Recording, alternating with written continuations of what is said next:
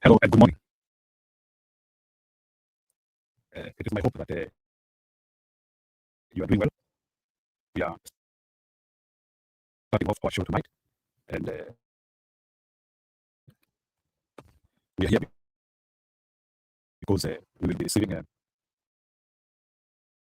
visitor shortly, so that we can discuss the outcomes of the Kenyan politics and how the coalitions are forming. So it is my glad that you are joining us in this show this morning or this night, depending on where you are following us from. My name is Jim, and this show is called Kenyan Democracy. And we are here because we will be receiving a visitor who is one of the biggest proponents of politics in Kisii County. And we want to hear his opinion in modern day politics in Kenya. So I want to give a bit of hard stamp so that people can understand our TV or our show, so that people can be able to understand our operating procedures. First of all, we do not refuse to declare our stand as a TV.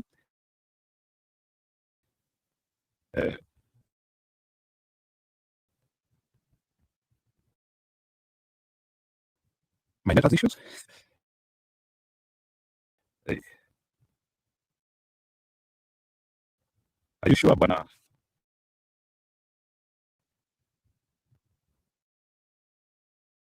You can't hear me? Inakataa. Let me. Wacha nijaribu kusikia hapa nisikie.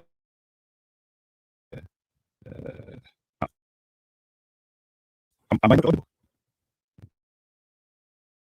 I always use this one network, so maybe let me.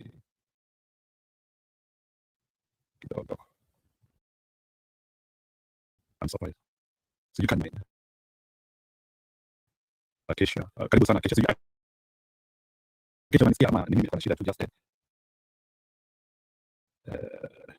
let me put my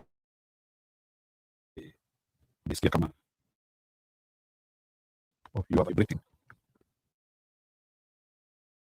You are vibrating. Let me see. Kidogo.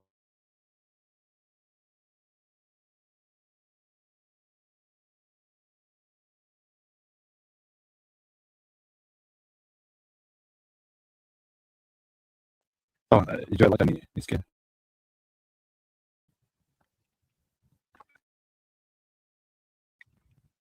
Hello, can you hear me now? Okay, let me get out and come back again. Give me a moment. Maybe I can start off my computer. So let me just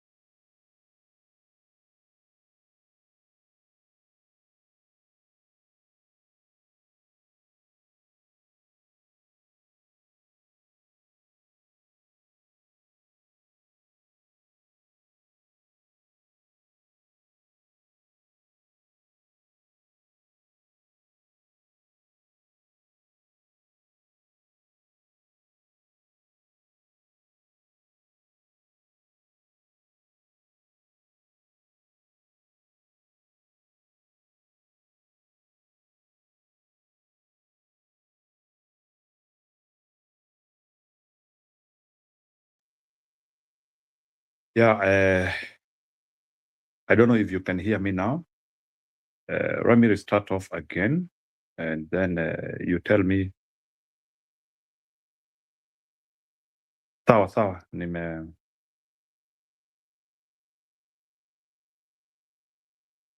give me a bit of a time, I'll make it.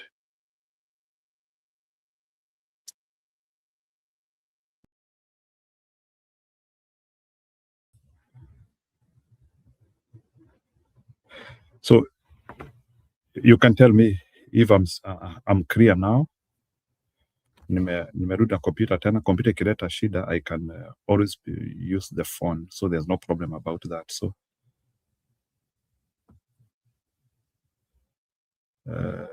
Bwana Joel, can you hear me? Let me see.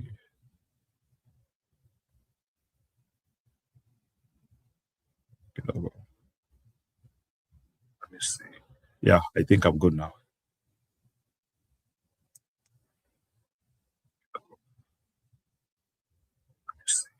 Yeah, I think I'm good now. Yeah, good. It's good. It's good now. Sure. Yeah, it's okay. It's good now. Thank you. Yeah, I had to confirm with the phone. Okay. Okay. So I think Innocent, that one was a bit scary because this one would have been one of the days when you don't want to have an internet glitch, especially when you are waiting for a visitor. Good morning, good afternoon, and good evening, depending on where you are. It is yet another day when we are waking up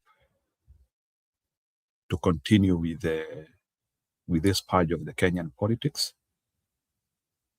and trying to do outreach to be able to understand people. I was explaining our political orientation so that people can understand. While we respect everybody, our show closely aligns with the one-term movement because we feel one-term movement carries our country's aspiration as per now. We have decided to be part of the change in Kenya, and we feel being neutral at this particular time is not the right thing. So there are those people who might be supporting the government because of their own things.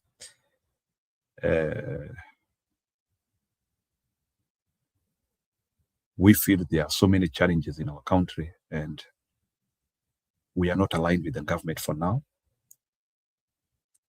We feel the Kenyan government has not stood the test of time at the moment, and we do not support them as a TV. But those people who feel they want to support the government, you can still continue supporting the government, and we will convince you and help you understand the reason why you don't need to support the government now until we solve the issues. Yeah, Innocent, that one is the link. We have always been here, and we support our principles. Currently, we have 7 principles in the opposition, and I want to mention them. We have Kalonzo Musyoka. We have Fred Matiang'i. We have Rigathi Gachagua. We have Martha Karua. We have Sifuna Watenya. I think Natembeya has combined himself with Sifuna, so we can say he is in Sifuna York. Eugene Wamalwa, I don't know if he is still a principal or he is within the one of the confirmation.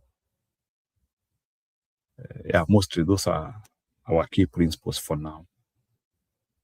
Karibu sana Msimamo. We are waiting for our guest. Yeah, because we want to understand what our leaders think, or what our leaders think about the position of Kenyan politics right now. Maybe Msimamo, ili uweze kupata nafasi, maybe sababu mgeni wetu akikuja, we might give him more time to explain himself. I might give you this chance maybe to just say what you think and what you are seeing so far with the opposition doing, because I have seen a lot of correction after that outburst which we saw from our leaders, especially when we saw that outburst from Bwana Kibagendi, and also after we saw another outburst from Munya. We have seen a lot of improvement from the one-term brigade, and we appreciate them for that. We believe that the one-term brigade will be able to unite for the common good of Kenya, and they need to know that we have a lot of hope for them. So Bwana Msimamo, hebu tuambie, umeona improvement so far kutoka kwa ule mchafuko ambao tulikuwa tumeona wa upinzani, some of our principles ama vijana wengine within our conformation wakikanyangana. Do you think there is some improvement? Go ahead.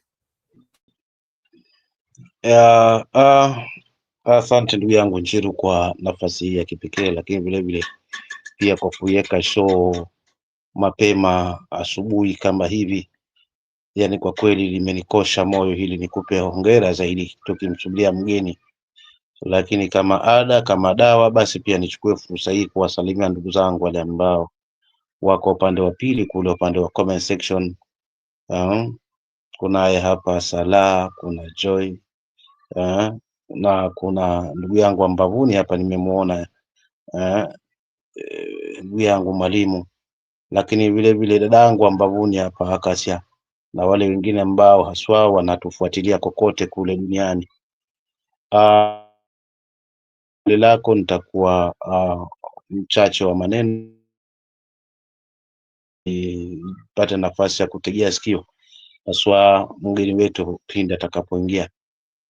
Unajua kuna huu msemo ambao wanasema kwamba hakuna kitu kinatokea bahati mbaya kwa siasa, lakini unaweza ukagundua kwamba fika wale top principles hawazungumzi, ila wale wandani wao ndio wanaweza kuitoa message na kuzungumza kilicho ndani ya uvungu. Kwa maana hiyo tofauti hizi ambazo zimetolewa na kina Kibagendi na kina Munya kidogo zimetupa utamaisho, kwa sababu lengo kubwa la Mkenya ashafanya maamuzi, aswa mpiga kura, kwamba anaelekea wapi.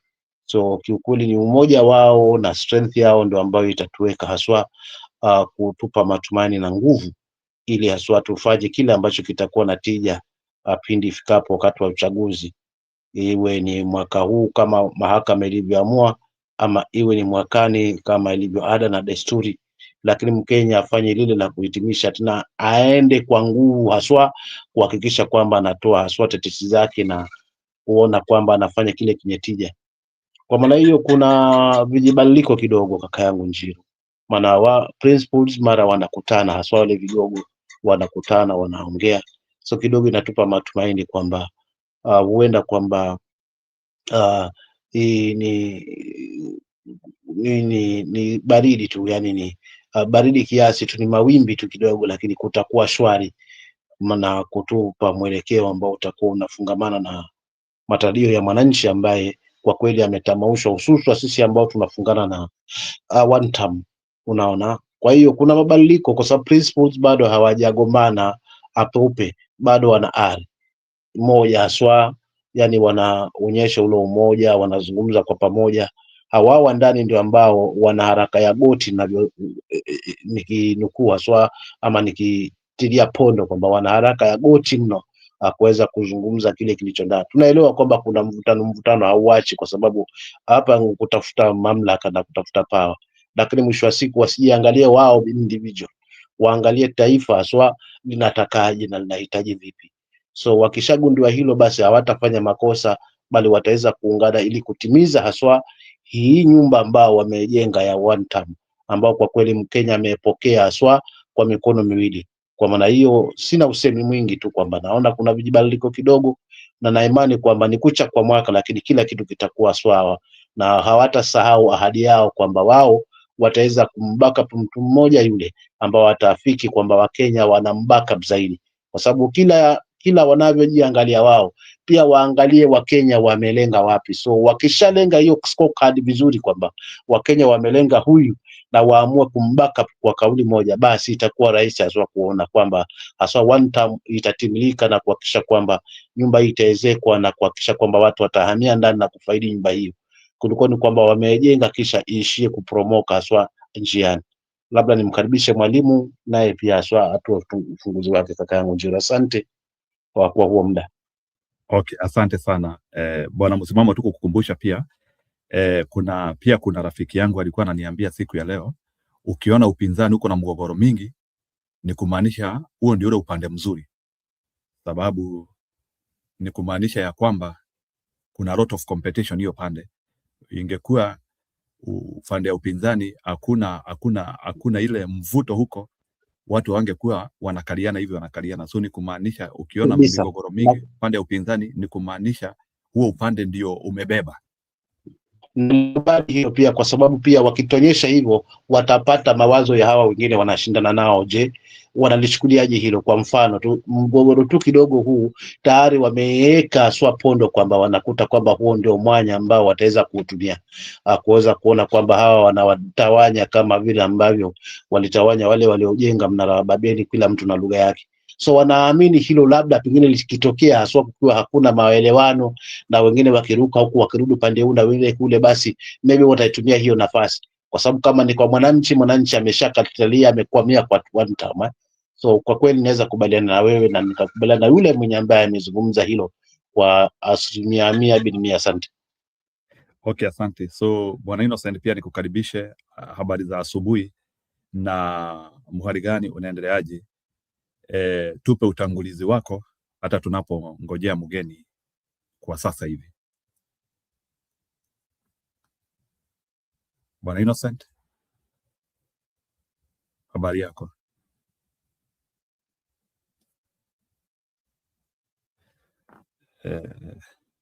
Okay, kidogo.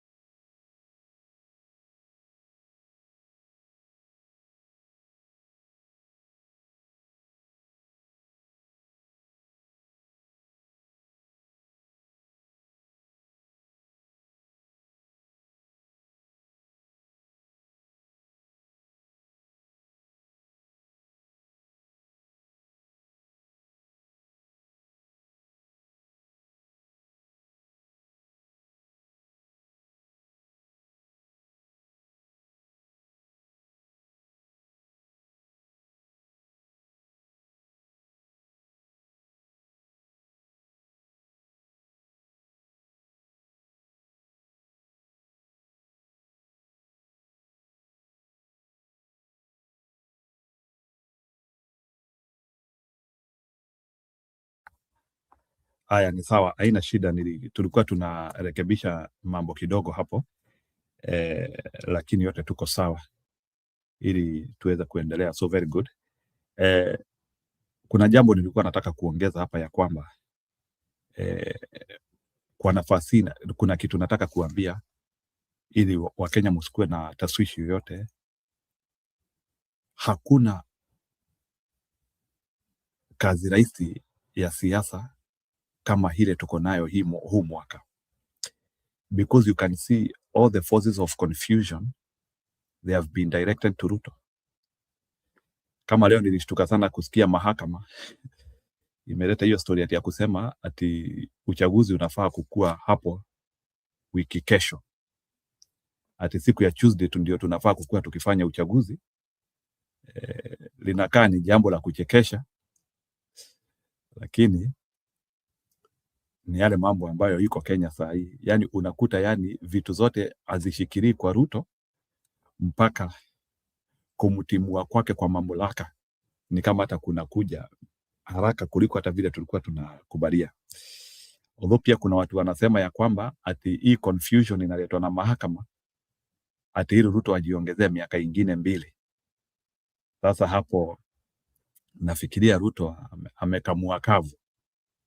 Hapo amekamua kavu, because I do not think there is any stupid Kenyan who can allow Ruto another 1 or 2 years to lead Kenya at in the name of ati sasa kuanzia kusemekana sababu ati uchaguzi hujaweza kufanyika wiki kesho, ati sasa tuongeze miaka ingine 2 kutoka wiki kesho.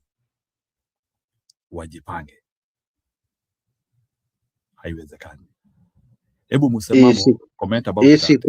Hii si kweli, kwa sababu kama kweli haswa sheria hii iliweza kuamua hili, labda ni kwamba ni ile kuwa na imani kwa tume ya IEBC, lakini vile vile na hawa wagombezi ambao hawajajiandaa vyema. Kwa maana hiyo miezi 2 itawatosha kuweza kujipanga haswa kwenda kwa uchaguzi, lakini hata wakienda still bado sheria haijamruhusu kwamba inampa mamlaka. Kwa kama hii sheria imeshapitishwa ndivyo hivyo, basi na maana Jumanne ile kuamkia Jumatano atakuwa hayuko kwa mamlaka tena, hawezi appoint, hawezi fanya chochote kabisa. Kwa hivyo hawezi amua chochote kwa nguvu ile nguvu imeshamuondoka, atakuwa yuko pale kama boya tu akusubiri miezi 2, alafu vile vile haswa mambo yajipe. Kwa maana hiyo kama litakwenda hii sheria itakwenda vivyo hivyo, basi asidhani kama ataweza kujiongezea miaka 2, kimtazamo wangu mimi, haswa kwa sababu sheria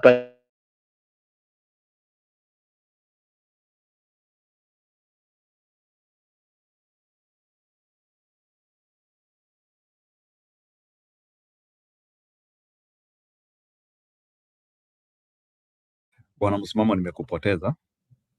So sijui ama mimi nimepoteza msimamo ama ni kila mtu ambaye ako kwa show amepoteza msimamo, lakini hebu tungoje.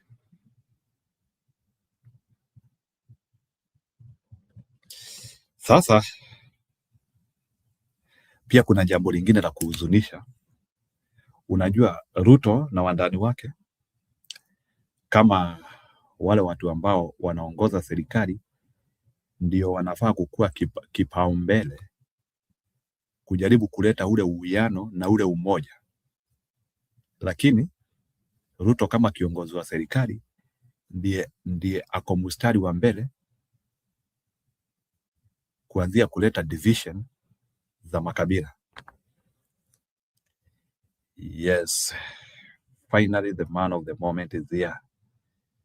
Ya, nimeshukuru sana Bwana Innocent, asante sana. Finally Bwana Honorable Magara ako hapa. Nimemjua kutoka kwa mitandao na kutoka kwa siasa za Kikenya. Anaweza kuwa nijui, lakini mimi namjua. So Bwana Magara, ile kitu tutafanya kwa saa hii, hebu kwanza tutesti mitambo yako ili tusikie kama tunakupata vizuri. So utaniruhusu, so after umeongea maybe utaniambia kama utataka tutumie lugha ya Kiswahili ama lugha ya Kiingereza kulingana na vile utasikia vizuri, but we can use any language, so we have no problem about that. So Bwana Magara, hujambo? Good morning, Bwana Magara.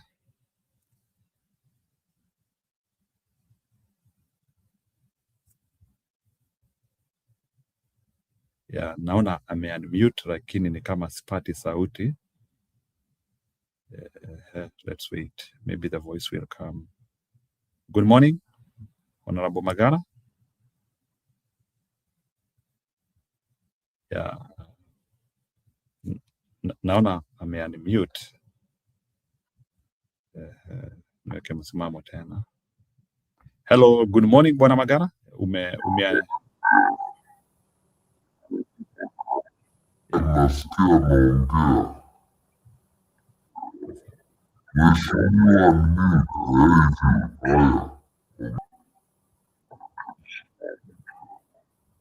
Bwana Innocent, unanipata? Sorry. Yeah, ameunmute sasa. Bwana Magara, hujambo?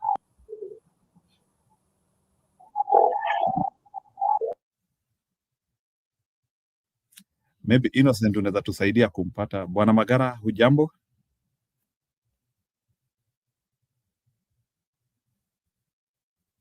Yeah. Yes, maybe mgeni wetu nitaomba maybe unaweza jaribu kuangalia network yako kidogo. Maybe kunaweza kuwa kuna hitilafu ya network kidogo, but I don't think ni sisi tuko na issue kwa mitambo pande yetu. Maybe nitakuomba tu kwa heshima uangalie pande yako kama uko na network mzuri, just to make sure that we are okay. So Bwana Innocent, pia unaweza tusaidia hiyo pande tumpate. Unajua hii ni ile mambo inatokezea, sababu unajua Bwana Ruto the other day kabla apate uongozi alituambia network itakuwa kila pahali. Alisema mama mboga atakuwa anapiga simu na ikatiki. Sijui kama Bwana Msimamo ulisikia Bwana Ruto akisema hivyo, ati mama mboga atakuwa anapiga simu na ikatiki. Bwana we, nakwambia, lakini ndio hivyo nimenikuta hapa nikitemwa nje nikiwa bado naisubiria hiyo ahadi na haijatimilika. Waliobahatika walikalao ndo walipatikana na hiyo bahati ya kuweza kupelekewa gesi, lakini anyway, yote tisa la 10 la kuvunda siku zote halina ubani. Leo today I heard Bwana Ruto saying, and I really laughed very loud. I don't know if Acacia you have heard that, you can brief me, mkiwa na Sara, ati after miaka 5 ya kusahau mwana hasla, ati Ruto leo anaonekana kwa mpito wa maneno. Bwana Msimamo, ati Ruto anasema mimi mkiniangalia hivi mnaona kama naweza msahau bwana hasla. Huyu ndugu yetu bana bwana hasla amekumbukwa leo. Hebu Bwana Msimamo comment about that. Bwana hasla amekumbukwa leo. Ruto amesema leo mkiniangalia hivi mnaona kama mimi naweza sahau hasla kweli. Nikasema kweli huyu jamaa ameona Wakenya. Jamaangu huyu sasa hivi anachukua zile opportunity ama nafasi zile za wachochole wale ambao wameweza yani ni unakumbuka ule msemo tulikuwa tunaozungumzia hapa ya kuku kunyofolewa manyoya yote, kisha baada ya kufanywa madhuluma ile kisha akapewa na punje zile, alafu maskini yule akaendeleza kudona licha ya yote yale yaliyofanyiwa. Ndio vile vile Wakenya tunafanywa vivyo hivyo, ndio maana unakuta watchmen wameweza kukumbukwa, lakini kuna ahadi ambayo nadhani ni ahadi hewa kwamba all villages elders watanunuliwa smartphones. So unakuta ahadi kama hizi kwa kweli hazinanipa mashaka kwamba yani inaziunganisha tu na hili la internet la gesi ya 300 na feri kwa mwezi mmoja, feri itakuwa imekuja, feri mpya. Yani kuna ahadi chungu nzima ambazo kwa kweli tukiziweka haswa katika kapu unaona linajaa mpaka tunahitaji na kapu lingine pia kuweza kujaza zile ahadi ambazo kwa kweli zimewekwa. Na hili analozungumza kwamba haizi sahau hasla, nashangaa vipi yani kwa muda huu ambao tunaelekea uchaguzi na kimebana, Mkenya amepinda, ndio unajaribu kumleta sasa katika angle sometimes na tamausha. Kwa hiyo mimi sina usemi, maana nimeshatangulia kusema la kuvunda ndugu yangu siku zote halina ubani, na sikio la kufa basi halina dawa. Yeah, frankly speaking, that one was really embarrassing. Ruto cannot suddenly start saying amekumbuka mwana hasla leo. Mwana hasla ameteseka sana kukumbukwa leo. Thank you very much. I think our visitor is here. Can you see me? We can see you very much. How are you? We can see you. All right. How do we let us proceed? Okay, I will guide you, Bwana Mheshimiwa. Just give me a minute. Yeah, so let me begin by introducing Bwana Magara, because he is one of our politicians available, and I appreciate for him. I think nita commute kidogo Bwana Innocent. So he is one of the politicians available in Kenya, and maybe Bwana Magara, to just help you understand, our show is called Kenyan Democracy. We are agitating for the changes in Kenya, and at the moment, and the way the Kenyan politics is going, we have aligned ourselves with the one-term movement, because we feel it is very good to make that decision, conscious decision. Yeah, we feel Kenya is not in the right direction, and that is why we feel privileged to actually have people like you here, so that they can actually tell us how the ground is moving. So maybe right now I will give you 1 minute. Maybe you can introduce yourself, and maybe you can also help Kenyans to understand maybe your point of view politically when it comes to one term or two term. Just tell us your name, and are you aligned to one term or two term? There's no problem wherever you are aligned. Yeah. My name is OMINGO Magara. I am the party leader of the People's Democratic Party, one of the opposition parties in Kenya, and recently, along with the other team members from Sorry, I think I'm a hang. the former meal, we were people are calling in, so please ignore the muting. Sometimes I'm not in the Wi-Fi, so I'm using bundles, and sometimes I cannot log off. So they be Go ahead. they be calling sometimes. I'll be muting them. Now I belong to. I'm a party leader of the People's Democratic Party, which is one of the opposition parties in Kenya, and we are currently the minority party in Kisii County, along with the two other parties. We did a coalition post-election. The other day, we joined the other Azimio leaders who were desirous of keeping Kenyan opposition in one corner against one unfortunate experience the Kenyans had in this administration that has currently raped the future of our children. So we've admitted I think last week, to expand the coalition, which was not about by that time, but now they want to rebrand it and give it a new face that anybody else, including the ones for new parties that are coming in, including Sifuna's party, DCP, we're all going to sit on one corner and make sure that we give Kenya a new hope, because we're instead of hopelessness. Bottom line, I'm on one term, and no other.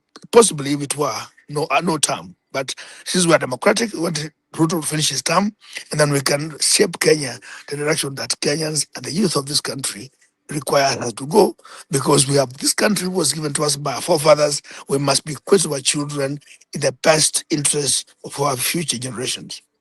Thank you very much, Bwana Magara, and thank you for that. I'm sorry. My voice is hoarse. We are in Korea okay, no for the problem last 2 about that. days, and we went through Transmara yesterday. We in a few funerals. So if my voice is hoarse, that's not how I speak. But Okay. I think I have a stress. Okay, no problem. We appreciate that. Maybe before I start with my questions, let me give Innocent like 2 minutes also to also help us to understand the show, and then I move ahead with the question. So maybe Innocent, karibu, and also welcome the Mheshimiwa, please. Sana. This is the one term, and also the kukarukuwa convict joy. So practically tunashindwa mkikuja hapa We are not getting you, please. Innocent, Innocent, relax kidogo. I'm not getting you. Let me just I will bring you on board. I think your mic is not working well, but I will bring you on board. So, Bwana Magara, let me start off you. You know, in politics, people people form governments for a reason, and we can see that the opposition is interested in forming the government, and we can see Kenyans are really supporting them to support the government, and to make to amplify what we are doing. Our show here, we're also doing our own internal polling so that we can be able to support the information which we give people here, so that we don't funnel propaganda to people. And as we speak now, Mr. William Samoei Ruto, who people felt that in 2022 he was carrying the hope which Kenyans needed at the time, his popularity has shrunk from the 50+1 which he got in 2022, and right now Ruto is polling at below 20%. At below 20%. So why do you think Ruto has failed this much? You appreciate the fact that Kenya and Kenyans are a very optimistic society. Remember when Kibaki came into power, we were rated the most optimistic country in the world, and Kibaki then stayed the course and delivered on the promises they made under Rainbow Coalition. Remember when Kibaki said, "Pay your taxes, get your services. We don't kitu kidogo. We do not want." You could even see young children running around and arresting even the police officers who are looking for bribes. William Ruto rose one on the Bible, which I think was completely, a misrepresentation of facts. He rose on the fact that he wanted to liberate Kenyans and improve the lives of Kenyans, that the people who are at the bottom of the pyramid were to be moved to the next level, and those ones to the next level would have gone higher, meaning he wanted to grow the economy. In fact, the theories he had, to me, and who are you joined him until 2 months of election, I said, I think he's a long con. I believed in him initially until towards the elections when I bolted out, because I realized I don't think I realized before anybody else could that he was more of a transactional leader than a leader who believes in what he's saying. He actually turned a narrative of bottom up, hustler, touching the lives of the people who are bottom of the pyramid, who are many. He whipped the emotions of those people, but he went up to do the completely opposite of what he was saying. Remember, he said, we are going to remove young people from Fuliza. Today, millions of Kenyans are sinking in Fuliza. He said he was going to radical corruption and empower people. That the opposite is true. He said he will never use the institution of government to oppress the alternative view of government. Is perfecting it even worse than what it was during the former that in the old constitution. If somebody can do that in this new constitution, which has empowered us, it could do worse things. The most unfortunate thing is he actually ran away from his promises.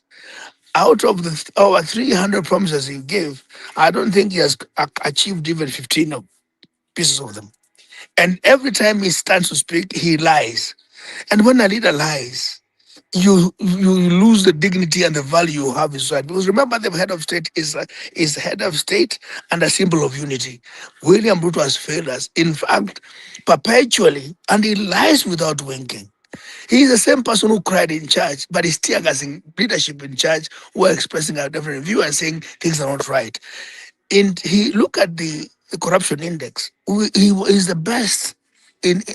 I mean, I think somebody was saying, interesting that even that poll that gave him number 2 was rigged. He should have gotten number 1. Everything that happens, the school is as good as the headmaster. If the head of state puts his hand in the till, how much more will his operatives do? And the cancer of corruption is obvious, widespread. The issue of rewarding loyalty as opposed to meritocracy is gone through the window.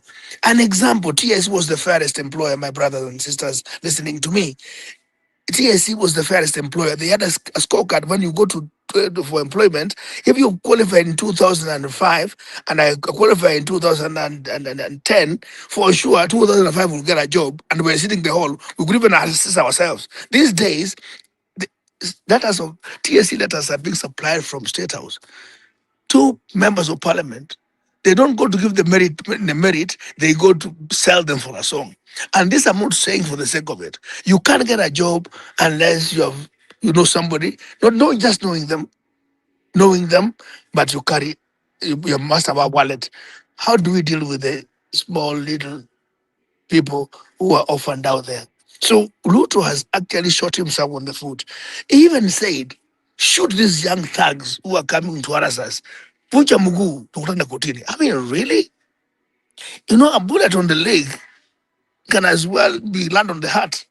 So this is a self-inflicted injury, and for sure, Ruto has broken many records. One, Okay. he Okay. never lost No, elections. Mheshimiwa, I think you have answered that question well. I want Thank to you. guide you, so I want to guide you so that at least we can be able You to signal answer. me if you think you're okay. Just signal me. Because I can talk forever. Ukiona nimeinua mkono ujue hiyo swali Sawa, brother. Thank you. Yes, because I don't want to disrupt you. Okay, the next question which I would want you to handle is I want you to, we are worried as a nation, and we do not understand why IEBC is doing what they are doing. First of all, Ruto has no capacity to build a coalition right now. He has no capacity to build a coalition because no one will work with Ruto. You know very well. The fact that he betrayed Rigathi Gachagua, there is an attempt that he could betray Kindiki. We don't know how that thing is going. So forming a coalition with anyone, it is impossible. And in Kenya right now, for you to get 50 plus 1, you need a coalition, or two or three big groups have to come together so that they can form a coalition. So already Ruto is defeated on that front. So automatically it means Ruto cannot even get even 30% of votes. So the question which we are asking ourselves, why is IEBC keeping him there? And we know that unless he is there and preparing to steal our votes, he can surely not win that election. So are we waiting for Ruto to steal our votes? Or why are we entertaining somebody who doesn't have votes to actually continue campaigning and saying that atapiga watu asubuhi na mapema? What are we not seeing? Bwana Magara? Can you hear me? Ni kama nimempoteza. So, Bwana Innocent, ulitengeneza mic yako? Sijui kama iko sawa. Honorable Magara ni kama amemute. Is my mic? Bwana Innocent umepotea bwana. Is my mic okay? Usikiki kabisa. We are not. Okay, Bwana Magara, go ahead. Can you hear me? I think you will have to reconnect again because we don't hear your voice. We will wait for you to reconnect. So as we wait for Bwana Magara, I can reflect on. Okay, can you hear me now? Yeah, Bwana Magara, I'm losing you. Yes, I can hear you now. Okay, I can see you. Go ahead. Yeah, right, thank you. Ruto cannot form any coalition with anybody else. In fact, anybody touching Ruto is just like contracting leprosy. And anybody intending to join him, he'll go alone. Fact. Number 2, Kenya is a democratic society. In fact, if you asked me, and if we could suspend the constitution, it could be no term. And I think Baba helped him in 2024, he would have actually gone home. But since this country will require a transition that is peaceful, democratically also Democrats, that has let him serve this term benevolently from Kenyans' goodwill, even though we are paying, let him complete the term. IBC, we know they are his own sidekick.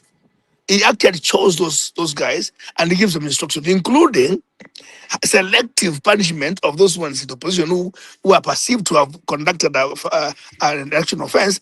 They're harassed, and of course, unlike the government side who are given a through pass. Corruption is rampant and obvious with the government, but nobody is put to account. We are said, granted, proceed and run the show. But I can tell you also, it does not matter what you do. You can steal elections whose margin is minimal, say under 5%. If you are doing under 20, United Opposition is doing 80. It calls for a magical thing to enable you win any election. And can I tell you, he's trying all every trick in the book. Remember, Olkala was an example. They brought all the money and everything else and started machinery. They still were beaten. Now, what is they're trying to do is to make sure they blind Kenyans' eyes by legislating against live streaming of election results.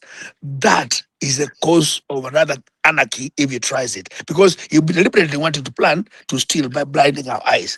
That's the only way. We want to vote, and as they vote and count, we shall be posting them. Even if they unless they also close the internet. They can stop the live streaming of the television, but social media is active, and I'm sure they may want to close it like Samia Sulu did, because these thugs are sorry, I call them thugs because I think that's what they are. They are taking lessons from each other. They may want to stop live streaming, rather suspend the internet.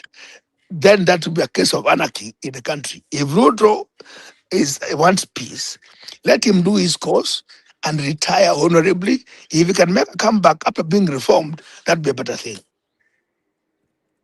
I saw Okay. your hand up.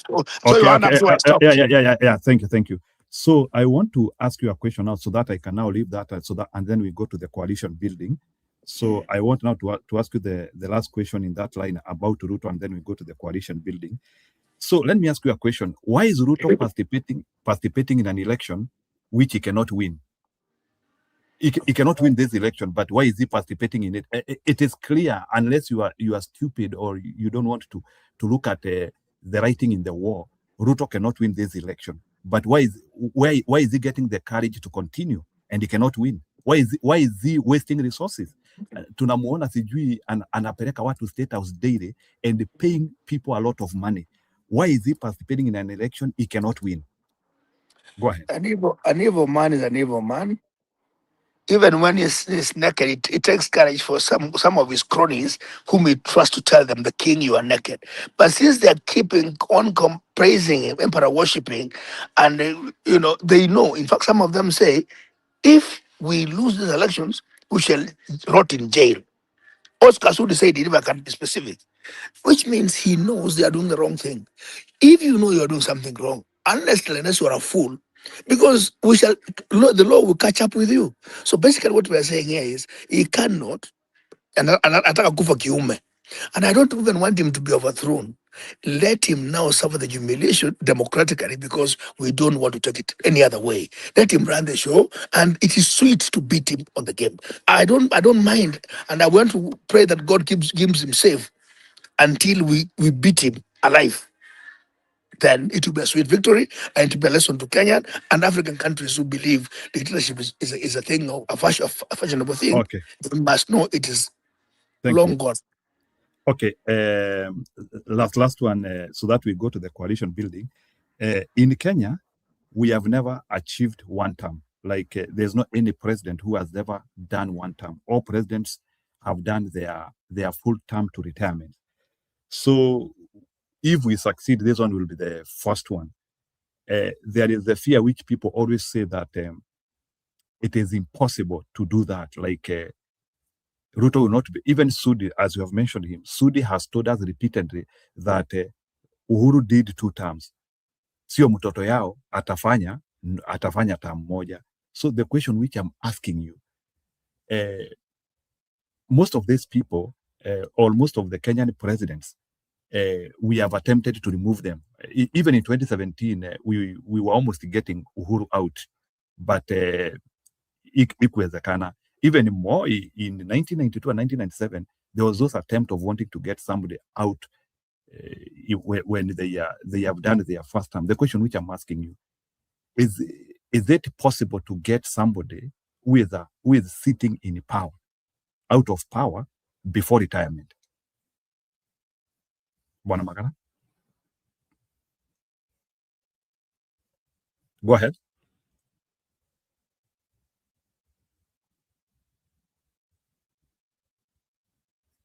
Yeah, let me get him.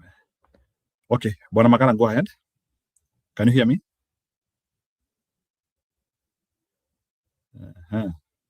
So, Bwana Innocent, can you try with your phone?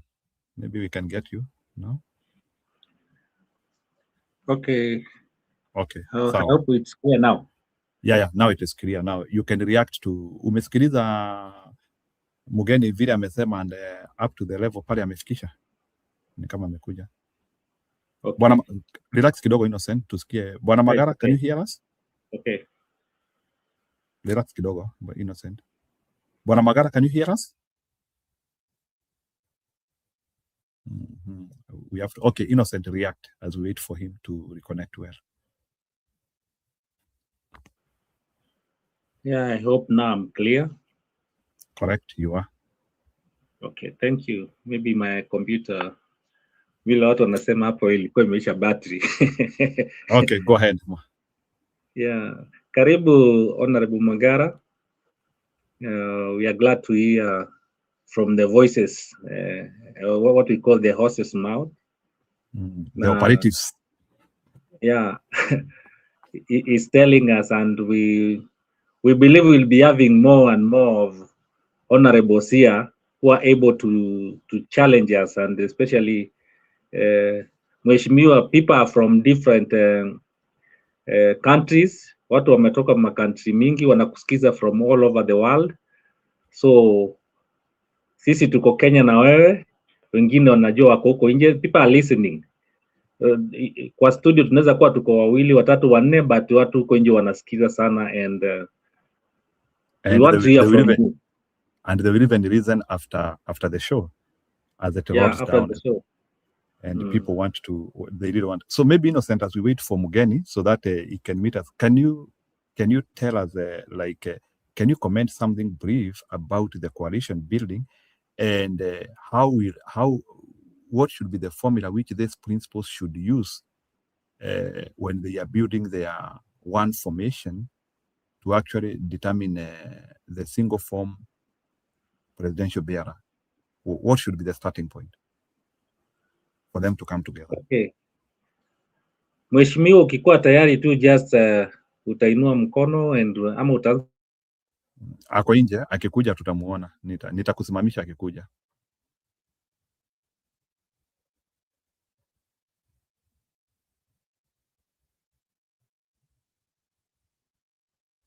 Yani kama pia wewe Innocent umehang. Leo tuko na mambo. Well, msimamo hadi hapo unaweza react. Sijui kama bado uko kwa kituo. Ya, mimi niko kwa kituo, maana ni furaha iliyoje kuweza kumpata kigogo wa hadhi yake namna hii. Kwa kweli roho imesuzika hapa na siwezi bandua sikio langu, maana nikipata mwanya basi na mimi pia nitaweza kuuliza swali ama maswali mawili matatu hivi kwa mkuu, ili kusudi aswa. Kwanza nimefurahia akisema kwamba yeye habanduki kwa one term, kuje mvua kuje jua. Sasa hapa ndipo hapa ili tuhusike ungali wima humgoma ndugu yangu Njiru, maana msimamo. Nitakukata kidogo, mgeni amekuja. Pole. Okay, Bwana Magara, sasa nimepata suluhu sasa. Okay. Nimepata wifi na nimetupa wakora wanasumbua mimi akili, wanajua tunazungumza maneno ya muhimu sana, unapiga simu sasa wakisikia niko Kisii, kila mtu anataka kuangaliwa. Anyway, and please give me your question one more time. Okay, swali langu nilikuwa nikikuuliza sasa, kulingana na vile tunaendelea kama taifa la Kenya, you can see that the opposition is trying to form. Nataka sasa tuingie straight now to the coalition. Hebu sasa niambie, tuko na vigogo karibu 7 ambao wanataka kuunda coalition. So kwa muonekano wako, hebu nipe picha ili tuweze kuleta hawa watu pamoja. Tutaanza wapi hawa watu wote? Under Article 1 of the Constitution, the power belongs to the people. Okay. And I can tell you from every corner of this republic, They are telling us, we want you united. We do not care who you give us, so long as they can speak and do our will, give us that one man or one woman. And I will tell you, my brother, Jeru, that if you do otherwise, you'll be betraying the Kenyans and the people with the sovereignty belongs to them. I belong to the United Opposition. I've been in those many major rallies where everybody else we go around this country. The pain in Kenyans' heart is uniform. It is not about where the president comes from. It is not the creed. It's not the color. It's not the gender. It is not the region. It's not religion. But everybody is aching and paining in similar tone.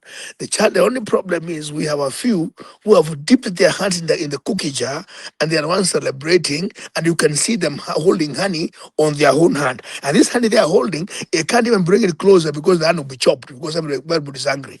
The reason is every Kenyan wants us to be together, and that is not a request. It's a directive from Kenyans who are our employers. You relax, sit pretty, and Ruto, as you say, he cannot form a coalition.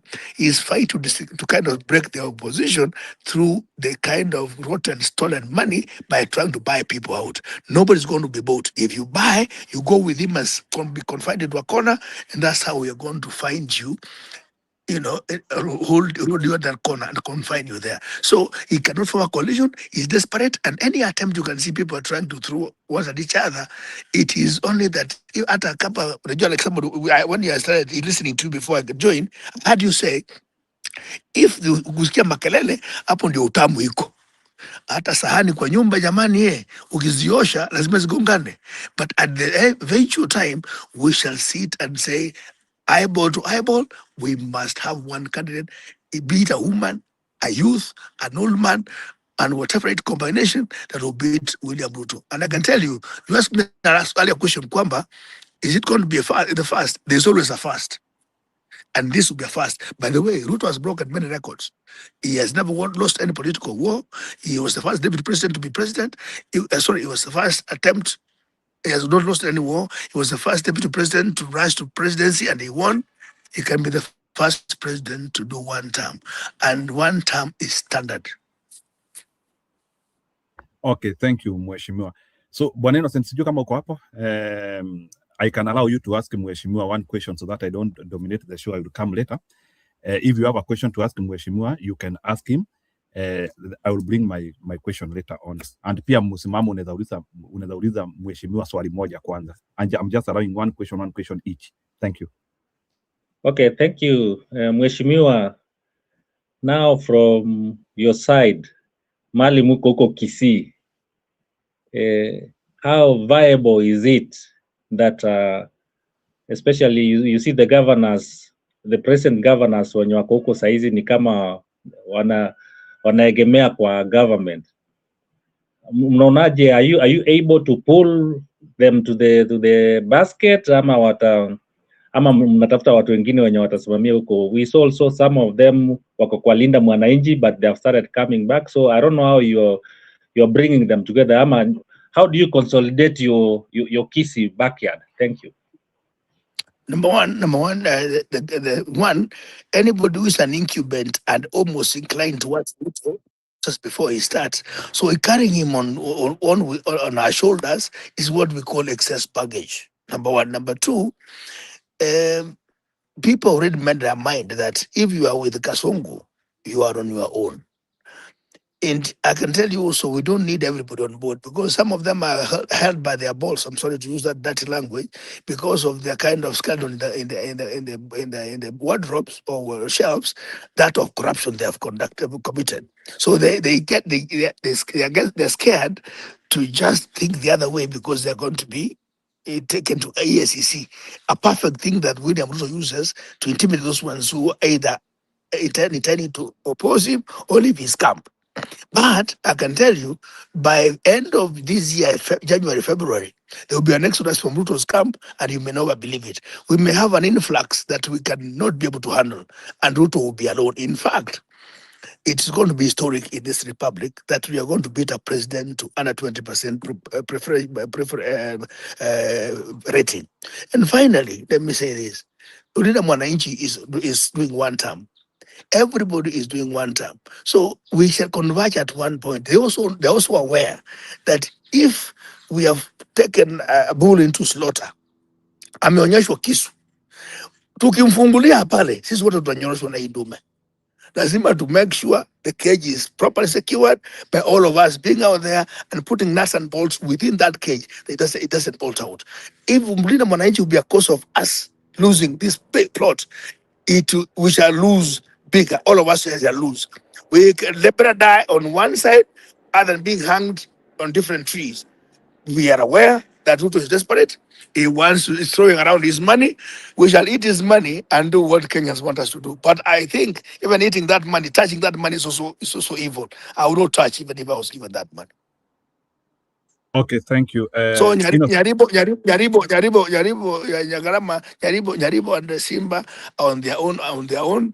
Kenyans have already moved, my brother. That's why you're seeing people doing. The whole government was in Kisi yesterday in what they call empowerment. Sorry. Useless thing, zero impact. Okay. Thank you mheshimiwa. Msimamo, uliza swali yako haraka haraka ili na mimi niingie. Please, go ahead msimamo, uliza mheshimiwa swali yako. Asante ndugu yangu Njiru kwa nafasi hii, lakini vile vile pia nimshukuru sana mheshimiwa kwa kutenga muda wake haswa kuhakikisha kwamba na jiunga nasi hapa. Mimi kwa jina ni Msimamo. Swali langu kwa mheshimiwa ni la kwanza ni yeye amesema ni party leader wa DP kama nilivyomnukuu. Labda pengine haswa niko sehemu ya Kwale, maeneo ya Lungalunga sub county huko. Swali langu kwa mheshimiwa ni kwa kuhusiana, yeye amesema ni party leader haswa wa chama cha DP. Labda pengine People's Democratic Party, PDP. Sorry for that. Labda pengine ana mikakati gani haswa kuonafika kwamba chama hiki kimeweza kuleta wajumbe kutoka kila kona ya nchi na pia kuhakikisha kwamba kipo kimezagaa haswa kwa kila kaunti, haswa hususan maeneo yetu ya coast huko, haswa nikizungumzia Kwale kwa ujumla na hata Lungalunga. Lakini vile vile swali langu la pili kwa mheshimiwa ni kwamba tunaamini kwamba mgomba siku zote msike ungaliwima, na tumeona haswa yanaotuvunja moyo sie wapiga kura kwa kuona kwamba ndani haswa ya United Opposition kuna yale ambayo yanajitokeza kwa hawa wanaozungumza kauli zinazokanganya kidogo, na tunaona kwamba umoja tu peke yake ndio njia ambayo haswa itaweza kuiendeleza hii sauti ya Mkenya kama ulivyonukuu kwamba Wakenya washafanya maamuzi. Je, vipi haswa hizi tofauti ambazo zinajitokeza haswa zinalenga nini, na haswa ni lipi haswa litakalotusaidia haswa kuhakikisha kwamba mwisho wa siku haswa hii nyumba ya one time imesimama haswa imara zaidi? Asante. Mwanzo niseme PDP ndio imekuwa na umaarufu pande sana ya Nyanza na Western, kidogo tumefika hata Ukambani, kidogo Pwani hatuna umaarufu sana pale, kwa vile nafikiria kiongozi wetu pande ile kwa na sukuma sasa, because we need to have representatives from every region, every corner of the country, so that when you have the governance institutions that are covering the country, we umaarufu kidogo sehemu za Pwani tuko chini pale. Ya pili niseme kwamba usitie shaka ndugu yangu Msimamo, sababu let me tell you, the power of the voice of the people is the voice of God. Kenyans have spoken. So unapoona tukizungumza kidogo ni kila mtu kusema kwamba niko hapa hivi, nataka na mimi nijenge hata jiwe moja tujenge hii nyumba. Na hakuna hasa tumesema, kuna wengine kwa nasema ile jiwe lako unaleta katika kujenga hii nyumba ni dogo kushinda langu. Kuna ile kidogo ambayo likataliwa na mjenzi ndio ilikuja kawa cornerstone. So kila mtu anataka, kuna wengine kidogo ni kwamba mimi nimeleta jiwe kubwa, huyo yako dogo, lakini ile dogo ina sehemu yake. So kula kugongana ni kama kila mtu anataka alete jiwe lake, na kawaida ya binadamu ni kwamba mbona unakuja kuweka jiwe kako kadogo, lakini bila kale kadogo hawezi faulu. So hii mazungumzo kidogo na mazungumzo kwamba mimi nina nyumba kubwa, nyumba dogo, eventually hizi nyumba na mawe kubwa madogo yote yatakushikana pamoja, sababu wana Kenya wanasema. Nataka kukuhakikishia ndugu Msimamo, hili nalo ulipeleka kwa benki na ufunge na kuvuli, ungoje chukue hela ya loan, sababu msimamo ni kwamba haijalishi Ruto anafanya nini, Wakenya washaamua yeye ataenda kwa one term. Na unajua uzuri wake, Ruto anatusaidia sana ndugu zangu, anatusaidia sana katika kampeni yetu. Every time anasimama anamwaga kura, every time akisimama anamwaga kura. So sasa wengine wanasema if the gods want to destroy you they make you mad. Sometimes you can't understand why the president honestly he does what normal human beings do. But again, if wewe ukishikia Biblia inasema Mungu nisaidie niokoe watu wangu, na unapeleka na route ambayo ya kuandamisha, hata Mungu hawezi kukubalia. Ndio sababu kidogo nyani akienda kufa kila mtu fanya nini? Uteleza. So nataka kukuhakikishia, najua na Kenya wanaogopa kwamba anapona Kibagandi akisema ama Mwamnyora akisema ama Muturi akisema ama Munya akisema, ni ile kwamba bila calling for attention that ni hesabu mimi katika hiyo meza pia nami nionekane kwamba nimechangia kuokoa wa Kenya.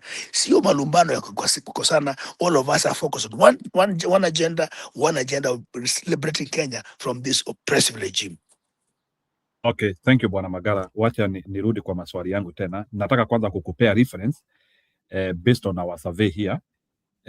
Na nataka kugawa hii kitu, nataka kukuelezea kwa vikundi vitatu, and I want you to react on that. So tuko na ile maeneo iko fully consolidated, tuko na ile maeneo Kenya iko partially consolidated, na tuko na yale maeneo ambayo raia ni kama wametapakaa. Kwa sasa tunaona Mount Kenya ni kama iko fully consolidated.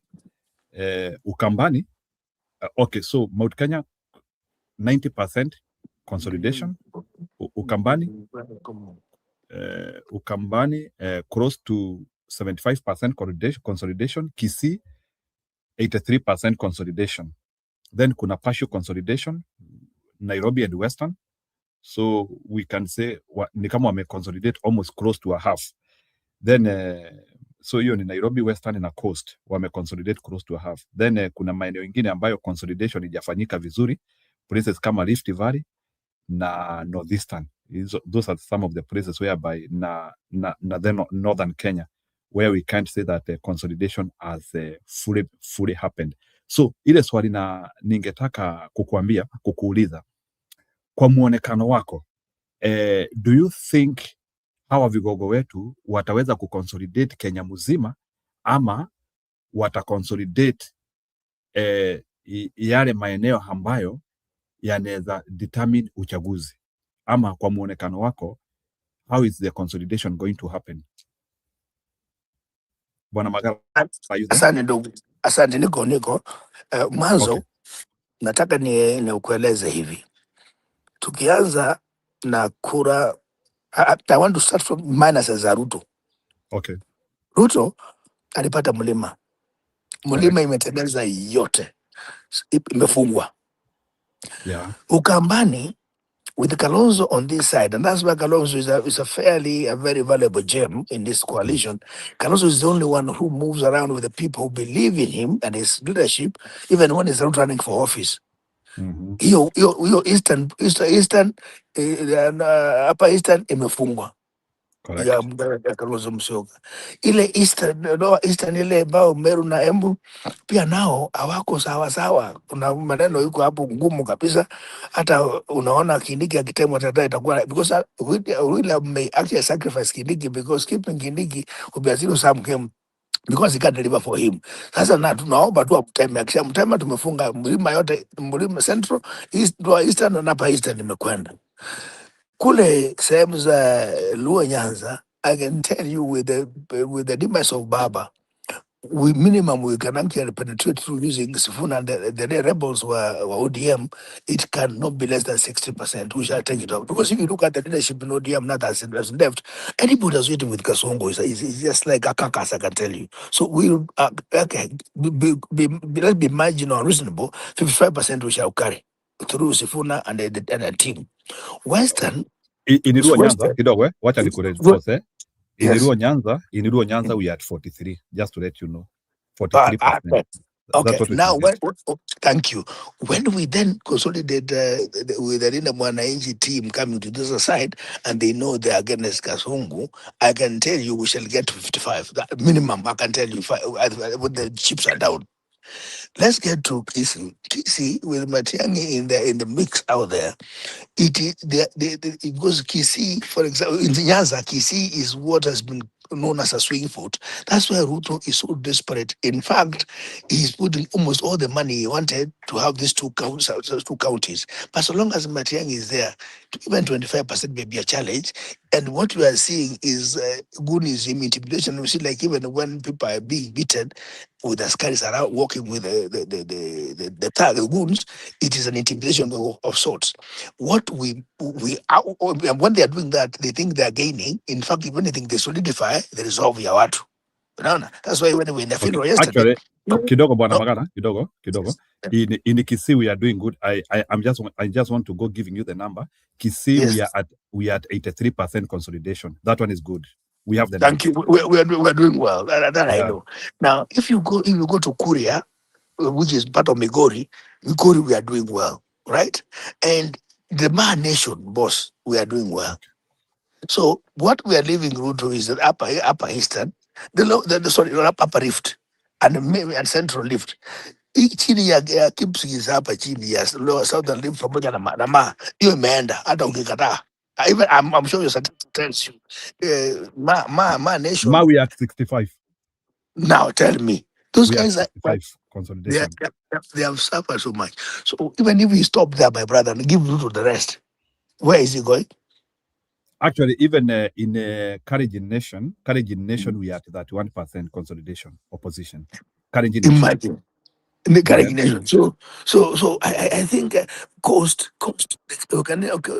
I said you my left. And I'm telling you, there are people who are sitting on the fence waiting for the right time to come to strike. Coast Najukua more than half. Right? Joe is lost it. In fact, Western, we may go to 70%. You know why? Oparanya and Veta and Musalia are completely impotent. Boss, we are doing good. And then the writing is on the wall. Anybody trying any gimmick, Kenyans will swallow you, by the way. So can I tell you, boss, Iki do one time, buddy. Relax. Okay, that one we agree. One time is very feasible. Sorry. The only challenge, as I'm telling you, if the bad spirit flies in our camp and the people look for money, but what would you give Kalonzo when he went to Ruto? He's number 2.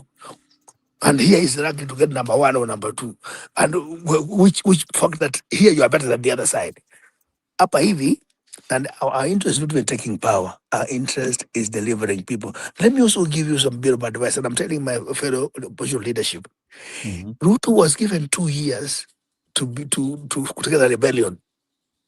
The impatience Kenyans have now, 60 days unless we do some radical surgery, 6 days will be too long for Kenyans to give us a chance. And that's why we must also start preparing on how to handle ourselves in power. Okay, good. Bwana Magara, nataka kukuuliza swali lingine sababu na ni swali naulizanga wageni wangu wote hapa and also our panelists here. I don't know. I'm sorry. I don't know how much time we have because I want to go to some church camp meetings. So if you give us like another 30 minutes, sijui kama msimamo tulia kidogo. Do you have another addition of 30 minutes? Fine. Okay. So kuna swali nataka kukuuliza. Before Raila Odinga died, he underlined himself with Ruto in a way. Some people say he had only donated experts, but let's put an assumption Raila Odinga underlined himself with Ruto before he died. That's why even we saw what he did for him even in his burial. So, but there is something which we do not understand here. When Raila Odinga supported Ruto, the popularity of Ruto did not climb. And you know, Raila Odinga was a man who was loved. Raila Odinga was like loved by close to over 50% of the nation. He went to help Ruto. And the Ruto numbers did not climb. So where did the Raila Odinga supporters go to?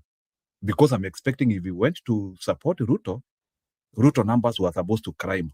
But how comes Raila Odinga supported Ruto in some formation and Ruto numbers did not climb? What happened? Will you Now, trace for us those numbers where they went? I'll tell you. I think they went into confusion and maybe undecided vote because Okay. people love Baba, but they said honestly on this one, yes, I'm nafanya hoof, and they say Mzee, actually in his death he died. He died in a low key. Frankly, Okay. it was disappointment and apathy and indecision and Okay. hopelessness among the Kenyans. They could not go join Kasongo for the pain they had. Right. Good. Number two, That's right. I did share even I didn't share with the Sifuna. I did share with the Sifuna even when Baba was there, and I was enticing him to come and join us when he was being harassed. Mm. But he told me, listen, Baba has told us hii mtu ni vizuri kukaa karibu na yeye tumpatie relax tukandamize sana mpaka wakati fulani tukimwondokea abaki naked. That was a strategy. Baba was going to leave anyway. He was going to leave at the right time. But atasema huyu mtu vile ameshtuliwa kidogo na Gen Z ikanake vya brute. Let's pacify him, Venom muende chini kidogo, tutaondoka. Right? And for sure it was going to happen. Now, it has happened earlier because Baba left us and the discomfort that was within the party grew bigger. Right? Even the decision Baba had, remember, even Sifuna was against it, but he respected Mzee. You could see it was still, there was a bit of rebellion within the party, but kwa heshima ya Mzee wakawacha akapasa kwamba I know what I'm doing, I'll exit you at the right time. So that this guy ateremshe makali yake atakandamiza zaidi, tukitoka asiwe amejipanga zaidi tupate off guard. That was a strategy. And actually it would have worked, but now it's working earlier than it was planned. Okay, good. This is our main question tonight, and I would want you to handle it slowly and you explain to us. When we look at the 7 or the 8 principles who we are grouping them into 2 categories, and I will mention for you in each category. I will mention for you who we think. So in the one-term coalition, we are seeing seasoned stroke experienced politicians. Then we are seeing the firebrands. Firebrands are these people who seem like exciting or what. So when it comes to seasoned or experienced politicians, we feel Kalonzo Musyoka, maybe people like Kalonzo Musyoka, Martha Karua, they can be that category. Firebrands, we can place Sifuna there. Maybe we can also place Gachagua there because he is also not very old in elective post politics. So the question which I'm asking you, between experienced stroke seasoned politicians and the firebrands, the ones who seem like they are exciting Kenyans, like wako na msisimuko wa aina fulani, at this particular time, should we go for a combination of both, or when it is coming to the presidency, are you aligned to firebrand or to an experienced one? What would you choose for us for the presidency? The safest thing is to do a mixed grill. Okay. Because the age gap between the experience and the firebrand is too wide, unless it's breached. Some of them may not understand that the struggle Raila had, the struggle, the length Kalonzo has, the experience Kalonzo had. They want to see what is in there for them and their own peers. Okay. So a complete mix that the octogenarian call them, the millennials and whatever, and the Gen Zs must be blended. Not necessarily in top leadership, but given space of visibility to give them hope that their space is covered. Remember what we did in Pentagon when I was there. It didn't mean that we are tribal really, but we want to say if I'm being strangled, who can I rush to in that corner? Tell them, but not tumefinywa pahali hapa. Pentagon was a main thing. We shall do a supplement to that, covering all age brackets, but all of them focus to deliver. And why I feel strong that the mixed thing will do is that nobody will want to come on the table unless they see the interests covered. The young people, if we don't track them, and I'm glad Matiang started with them, Sifuna's kind of taken them over, but there's a power to deliver decision-making ability. We have that kind of person. The auditors, we have those auditors. The influencers, we have them. Social media, gurus, we have them. The guys who can also have speed governance to young people when they're flying too fast, because we can also, country can also crash if you run too fast without some kind of safeguards. Even good roads have got bumps. So all these combination as a big creed will make us deliver the promise. And I can tell you it is doable because we have a buffet of all those. You imagine Kenya Kwanza Azimio pamoja na Azimio yake ikishikana pale, there's Linda Mwananchi, although they actually stalled the Linda Mwananchi and gave to their cronies because they wanted to put a fast one on Sifuna. They told them wait for 1 month, 1 week, and come back to us. Don't need to tell them that this Linda thing has been taken by somebody. Again, state machinations. But we're not out of ideas. There are too many ideas. They can even take a PDP party and give them time to brand. So what we're saying here is we shall need a mixed grill where everybody feels included and every sector and every community feels warm. Let's also agree that even the zoning you are talking about in terms of locking, it is all about tribes. Okay, well we can run away from it pretentiously. Reality is Kenya is tribal, and like Jarmo Odinga said one time, if coming from Kenya, if tribalism, okay, if anybody says you are a tribe, okay, before you can become a Kenyan, you must origin from a tribe. If that's tribalism, then each one of us is a tribalist. So we are Kenya consists of so many tribes, and these tribes must coexist for purpose of comfort, unity of the nation, and resilience that Kenyans have. There is hope, my brothers. There is hope, my brothers. Never lose Okay. hope and keep praying for us. Thank you very much. Maybe naona Ashira amekuja hapa. Ashira, utanipea tu dakika moja, nitakupea nafasi ulize swali. I want to ask Bwana Magara this important question. When you have told us that we need to mix seasoned and the firebrand. So in terms of that, because we know these guys might have a lot of difficulties to negotiate with each other, do you think it is better for them to look for negotiation coalition experts to help them come together, or how will we be able to bring this? Because bringing negotiations and because everybody has his own interest at the end of the day, because even as the politician is coming to work for you, as well they have their own personal interests which are behind, and also the people who are bringing them. Remember, when you see Matiang'i, it is not Matiang'i, it is Matiang'i et al. When you see Gachagua, it is not Gachagua, it is Gachagua et al. Kuna watu wamebeba, hayuko peke yake. So and na hiyo migogo wamebeba ndio shida, sababu hao ndio wanasema hapana, hatutaki hivi, tunataka. So ile swali nauliza, should we go to our approach, should we look for coalition experts to help us negotiate with them, or we allow the coalition members themselves, that is the 7 principles or the 8 principles, to sit down wao wenyewe wanane in a conclave style, ile nasikianga watu wakisema all the time conclave, and they give us one person, the president and the deputy, or what should we do? How will we end this quagmire? I've been in a coalition building, remember. Also, you did not, although I'm not running for presidency, you Okay. did not mention me as one of the senior politicians who have been there for 30 plus years.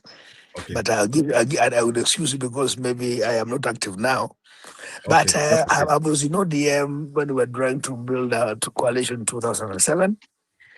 As we speak now, there's a document which we are working on, similar to what we did last time, but an improvement. But again, remember, we are just doing a proposal, but we require some neutral person who can be objective, and or rather shirika fulani, team of consultants who will give us realistic scenarios, because you know also in Jiro that you cannot mark your script. If you told me to mark my script as a president, I'll give myself 110%. But I need to now submit myself and my CV and the competitive rating and the possibility of combination of who against who can make this thing better. It's going to be a bit both practical and the general mood of the Kenyan people and what they prefer, and the scientific thing that is going to give us numbers. Remember, numbers don't lie. So unless we want to look the other way, Without information and numbers, you stand to crash. So, and again, we want to persuade our guys to submit themselves to a particular neutral body or neutral consultant group or a team of experts, both who understand our dynamics. Because sometimes you may bring a Msungu from Britain who can give you a formula that will collapse before you take off. So we'll need to have also another mix of the reality on the ground, the demography, and then the inclinations, liking, preference reading, tribal, manenos, and all the numbers, put them on the table, and then get the realistic solution that will send Root away. And by the way, I can narrow them down into four. I have here, and some of them are kingmakers, some of them are actually implementers. I'm looking at a scenario where we have Kalonzo Musyoka, Fred Matiang'i, Womunyoro himself. We're looking at Sifuna, and let's go around and touch on Babu and Orengo out there. If we stopped there, I'm not saying I'm reducing others to third-grade citizens, but I'm seeing as to where we could have the concentration of, by elimination, really. And at one point, even when we were doing ODM, some people like Joe Nyaga said, I bolt out. I step down for so and so. I step down. Then we minimize the numbers into a workable number of maybe 3 or 4. And when we get to 4, max, we shall be able to be done. We can't disagree. And all of us know that there's just a commitment pledge that you must sign before you go to the table. When you go to the table, you're not going out. You go out, you're a traitor. So that if it doesn't favor you, you must comply with the deed of agreement. So that Okay. before you go to the table, we are agreeing, and it can be done. It's Thank you. doable. The mood is right. Thank you, Mheshimiwa. There is a lady here called Ashley. I know maybe she might want to ask you a question, and I know you also want to go, so I don't want to lock you here so much. So, Ashley, can I give you a chance? Do you want to interact with Mheshimiwa? Go ahead. Yes, No? yes, thank you very much. Thank you, Mheshimiwa, for gracing us with your presence. We really appreciate.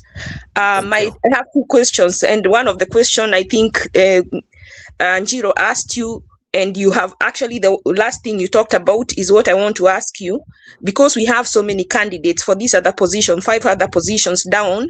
Instead of having so many candidates, which might dilute the united opposition's number, would you consider having what we call a primary election, which is like a preliminary election within the united opposition, so that you can select a candidate for the general election for one? So like you have a primary election, so that you choose only one candidate. And the reason, instead of doing like a straw election where you gauge, which could be unfair, because someone can say I have more people and they don't. But if you do a primary, and if I'm a member of DCP, I go and vote for my DCP candidate, and someone else from another party votes for their candidate, so we see the one who is most favored, and then we have one united opposition candidate for the general election, so that all the votes for the united opposition candidate are put in one basket. They are not spread out, so we don't give UDA a chance to get their members of parliament, because we have seen that when we have wanted to do things in parliament, the members of parliament of the government have been heavier because they are more and they are able to do more. So we don't have that majority. So even if we are going to get a president of united opposition, the way he stays strong is if he goes to parliament with a majority. So, okay, is that something that you guys can consider to do a primary election? And I know there is a guy called John CW. He says he has something called blockchain, or you can use another way. It's very cheap, and they say you can do it on your phone, where you can elect a person, the most favorite person in that, so that you don't have very many people vying for the same position, giving UDA a chance to get those positions. So that's one of my questions. The second question is, you say the voice of the people is the voice of God. And you also say that there is going to be many defections from UDA. My concern with those defections from UDA is that they have been voting and they have not been listening to the voice of the people. The danger for me is if they come to this other side and we vote them again, and we voting for people who will continue not to listen to us when they go to parliament, but now they're listening to us now, when it is too late. Well, the whole term they have not listened to their constituents. So should we kill the crocodile with its eggs? Those are my two questions. Thank you. Sharp and point on now. Number one, I have heard you. Universal suffrage, if you were to go through a primary in terms of physical voting, I can tell you, but it can be manipulated, right? And the enemy, right now, they're so desperate and really holding their breath that we can also disintegrate. Remember when there was a bit of a disquiet among us, the members of one group shooting against the other? The government was excited that time. We can't give them that chance. They're looking for a window where they can crack us. The moment we seal ourselves out and committed to a binding agreement we shall sit in, I think it's more realistic that way, because the other consideration that we may have to do beyond the numbers. For example, and I'm giving a hypothetical example. If we give a universal suffrage, for example, and they ask people to vote, basically they may want to push and not unfairly, but reasonably, that the numbers, the numbers depending on the block he carries, right? But that in Kenyan perception, they will say, oh, these guys are usually selfish, and that's why they were trying to stabilize Ruto. So we want to use a more scientific. There's a module that I think which you can do a combination using artificial intelligence. The mentions and the preference, like we can do an audit in social media and say what are the mentions for Ashley, what are the mentions for Jiru, how many people mentioning these, and if you combine this and this, the strength here you nini. That can be done in a closed door where we are binding ourselves. This time we're not looking for a politician, looking for a leader to fix this country for sure. And all of us, unless we agree, of course, that leadership cannot come from abstract. Must come from elections or vote, which vote must be influenced by a particular person from a particular region who can also drag the votes to a corner. But so long as you are convinced that the people from this region are willing to join this bandwagon, we can then agree at the top there. There's too much for us. Remember, the Speaker of the Senate is a head of government. The Speaker of the National Assembly is a big guy. We have many other slots. There is the President, Deputy. We're talking about Prime Cabinet, which is not legit, but of course it could be one of the bargaining things. All these guys will be observed, and there's so much we can all do together. The only thing is people are selfish, and also the biggest mistake, actually, and I want to confess, is that us supporters of our presidential candidates are the ones who are an enemy of our Kenyan people. You want to hold on to say, I want our own and nobody else. It is this our way or no, this way or no way. That is also part of the problem we have. But I think putting it on a universal suffrage is dangerous. Scientific, with the several realistic scenarios will give us, and this is the pros and cons of every combination. That we did. And the other issue, to address the issue of UDA coming to steal members, because they have the money, they can even buy their vote. What we're going to do is we zone out and do what we call the NAC wave. Yes, among us all the NAC coalition, let's profile our candidates within NAC. That can be managed at the local level, so that all of them are under one coalition, and we whip them from the center. What we are praying that will work is the NAC moment of 2002. Yeah, actually, she was also wanting you to explain more about how our president will be able to get enough members of parliament. So, like, how are you doing that to make sure that we will get the majority, so that the president is not naked? What we're doing is, when you build a coalition, all that coalition members are going to be with the center. The only where that problem comes is when when it comes to sharing political party funding, it causes a bit of a problem in political parties. But if we have a formula to agree numbers and we share the coalition that gets the money for political party funding, and they share also equitably among the numbers brought. Now a local formula is going to be outside there, outside the show political parties, but every member we can now agree to have a joint account where the old principals will be able to sign and agree that when the money comes, how we shall share depending on the numbers which we got. That's only disagreement. But in terms of whipping members, the coalition ticket is the most appropriate thing, where every party feels comfortable. And if our strong candidate and they win, we are comfortable because we are brothers and sisters fighting one cause. And that moment is the main thing. The only exception to that rule is the political funding thing is a bit dicey in the sense that, if a coalition is the one registered and somebody is a control of a coalition, the other party is feeling enfranchised. But if we agree on the formula of sharing those resources for purpose of growing our parties, that will be dealt with very, very easily. And we shall have a super majority because all those numbers, my friend, watu watashtuka Kenya ikibadilika, and the time is coming, my friends. Okay.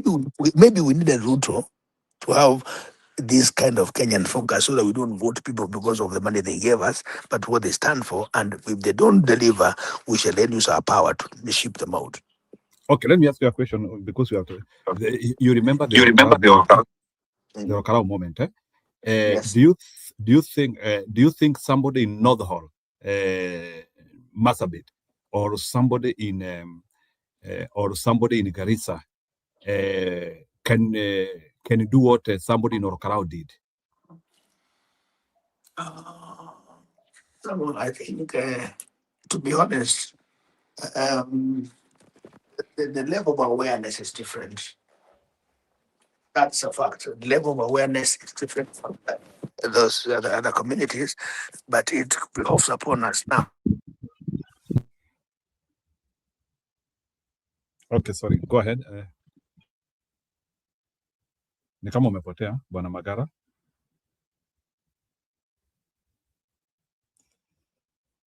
Bwana Magara, ni kama watu wanasikia Bwana Magara ama ni mimi nimempoteza? No, amepotea kidogo. Njiru, maybe because he's going to church. Yeah. Let's end it. I want us to end it now. So Bwana Magara, sijui kama uko so that we can conclude. Yeah, I want us to conclude.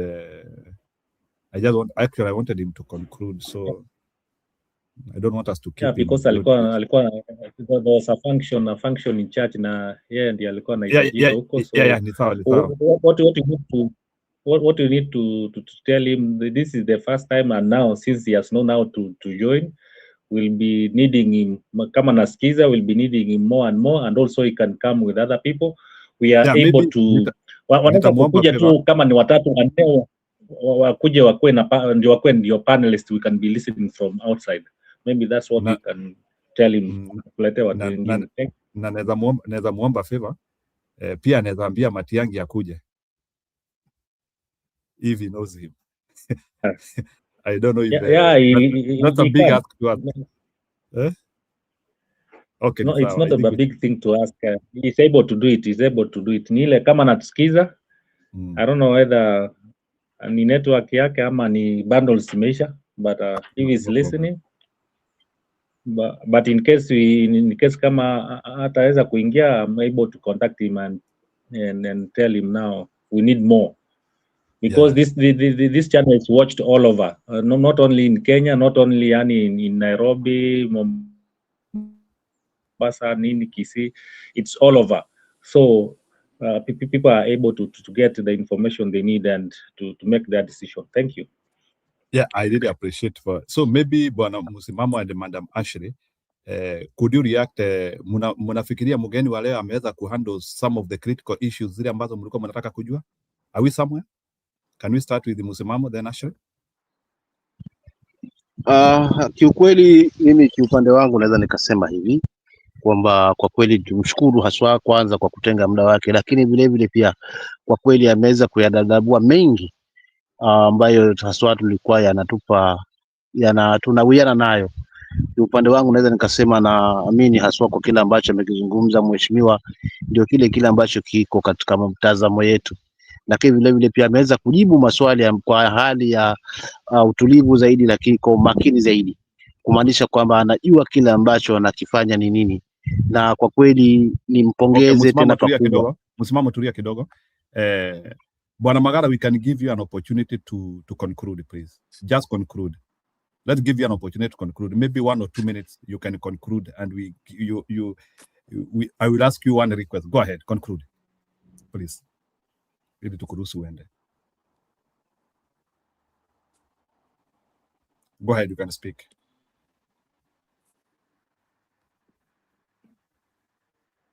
Hello?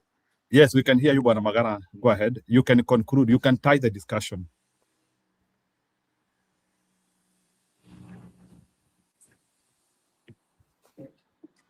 Tunakusikia, endelea.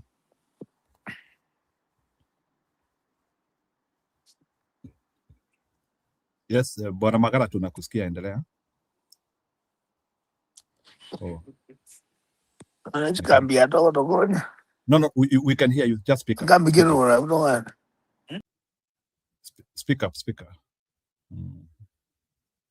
Namusikia just hata mimi namsikia.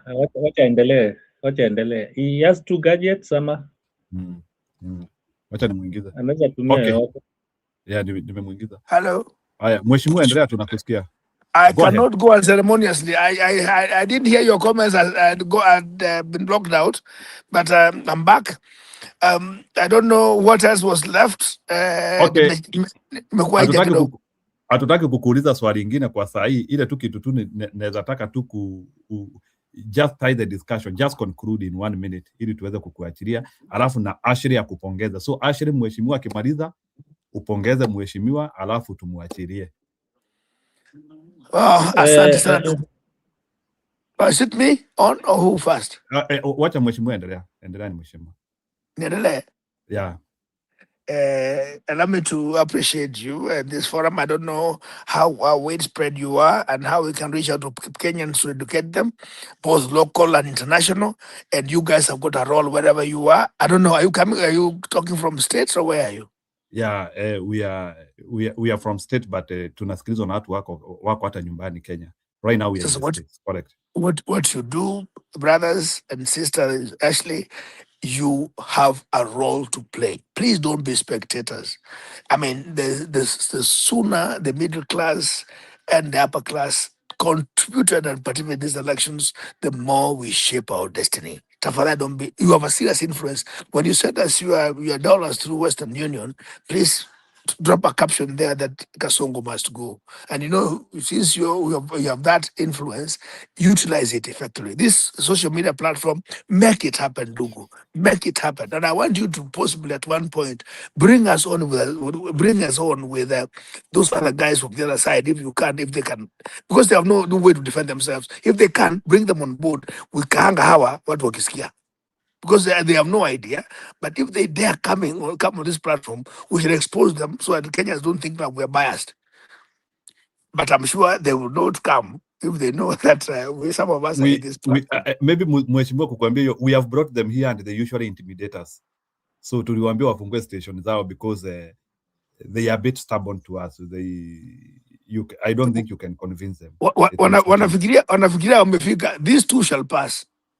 So thank you so much. Please help us educate, inform Kenyans from wherever you are with your platform that Kenyan must be liberated. We cannot wait, and I can't wait to see Ruto 1 second longer in State House of the 27 August. Thank you, mheshimiwa. Wacha ushukuriwe na Ashri kidogo, na nitakuuliza tu wazo moja. Is it possible for us to get Matiang'i here? Is it a big ask to ask from you?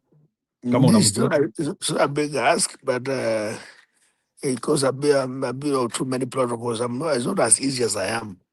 Okay. But I'll make an effort. Okay, thank you. Actually, shukuru mheshimiwa. Hatuna time mingi, lakini mshukuru. Just say something. Thank you so much, Mr. James Magara. We really appreciate you coming. It was an honor for you to grace us with your time. Please come again and interact with us. Now, my last part in short is that, we are saying we want to remove Ruto, but there is a saying that says a dog with no teeth can still bite, but the effectiveness and the severity of the bite will be significantly reduced. So this, I'm not calling him a dog, but Ruto would not have been as effective in his whatever he has been doing without those members of parliament that were doing what he was saying he does. Because if they said no, he would not have been able to effect or pass those laws. So these people who are defecting, who are listening to him, if they come back and we receive them and then they vie for seats and they get it, we are going to repeat the same cycle in the next government, because they do not listen to the people. So my appeal to you is, or maybe the next time you'll answer this question, when we receive them, when they defect and come, are they coming to be elected, or are they coming to join us without being in leadership positions? Because they have been the problem. Because had they not done what Ruto was telling them to do, one, he would also already be impeached. So they have been complicit, and actually they are the teeth that gave him power. So those are my parting shots, but we really appreciate you coming, and we hope that you come back again. Thank you. Thank you so much. Innocent, unaweza mgeni wetu tafadhali, nikupe hiyo nafasi.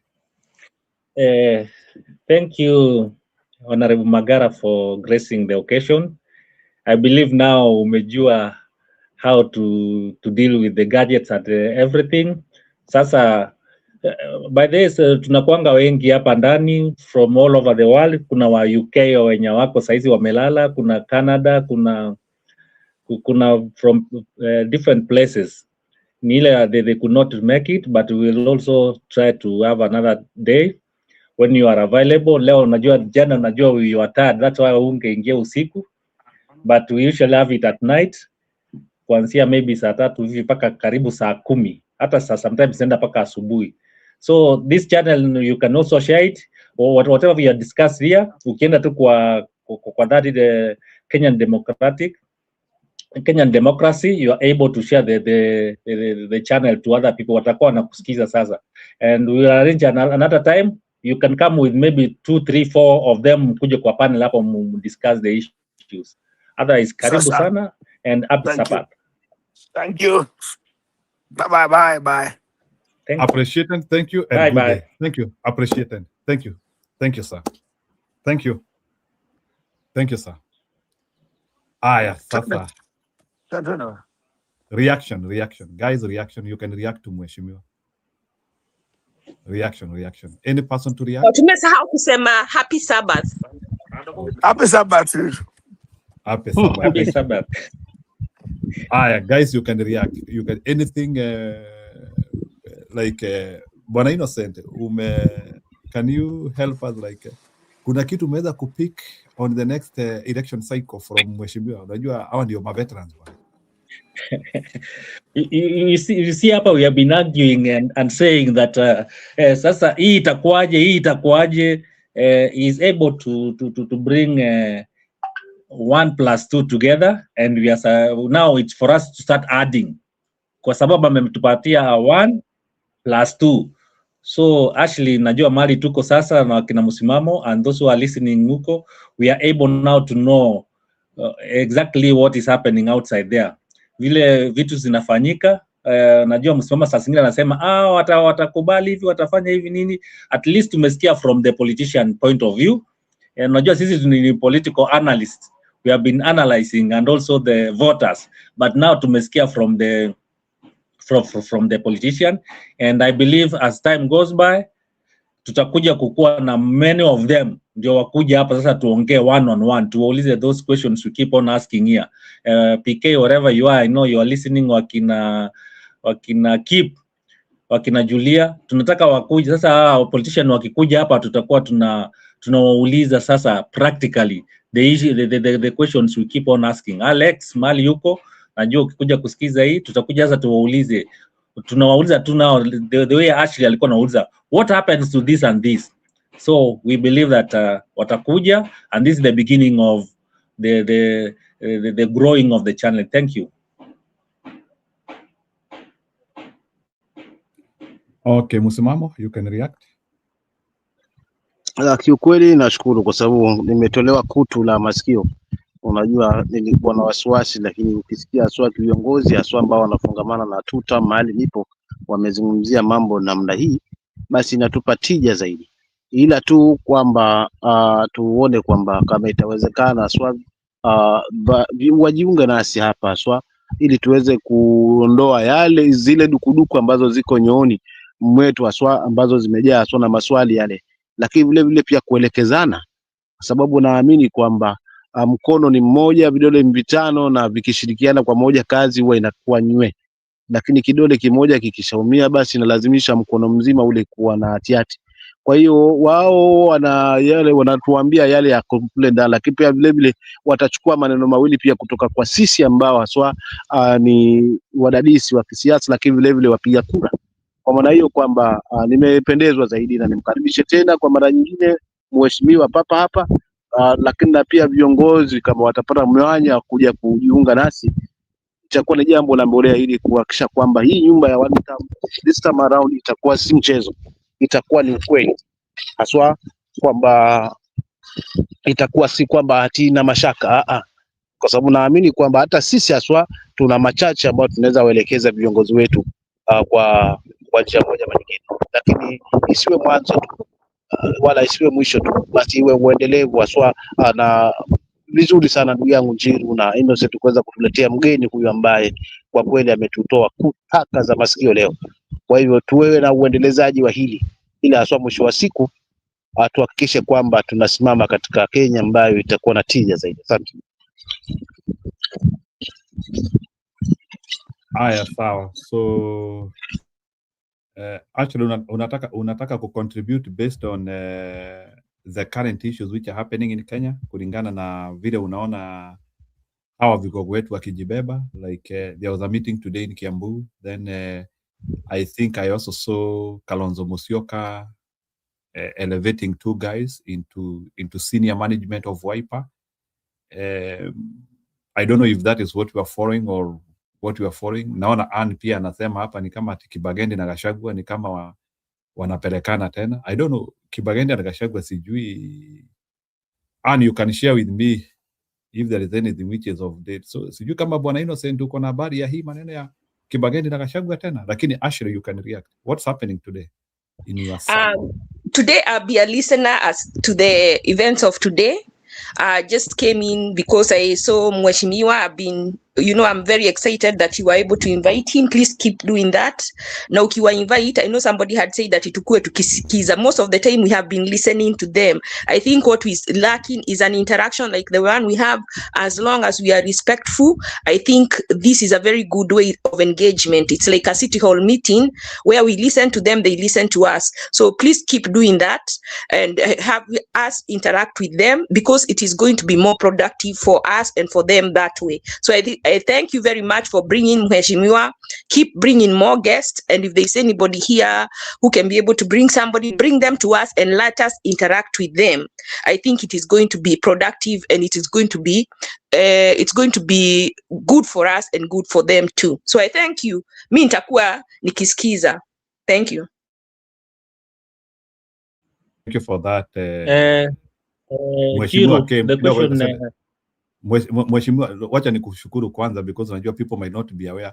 Innocent worked 95% to make sure that Mheshimiwa is here.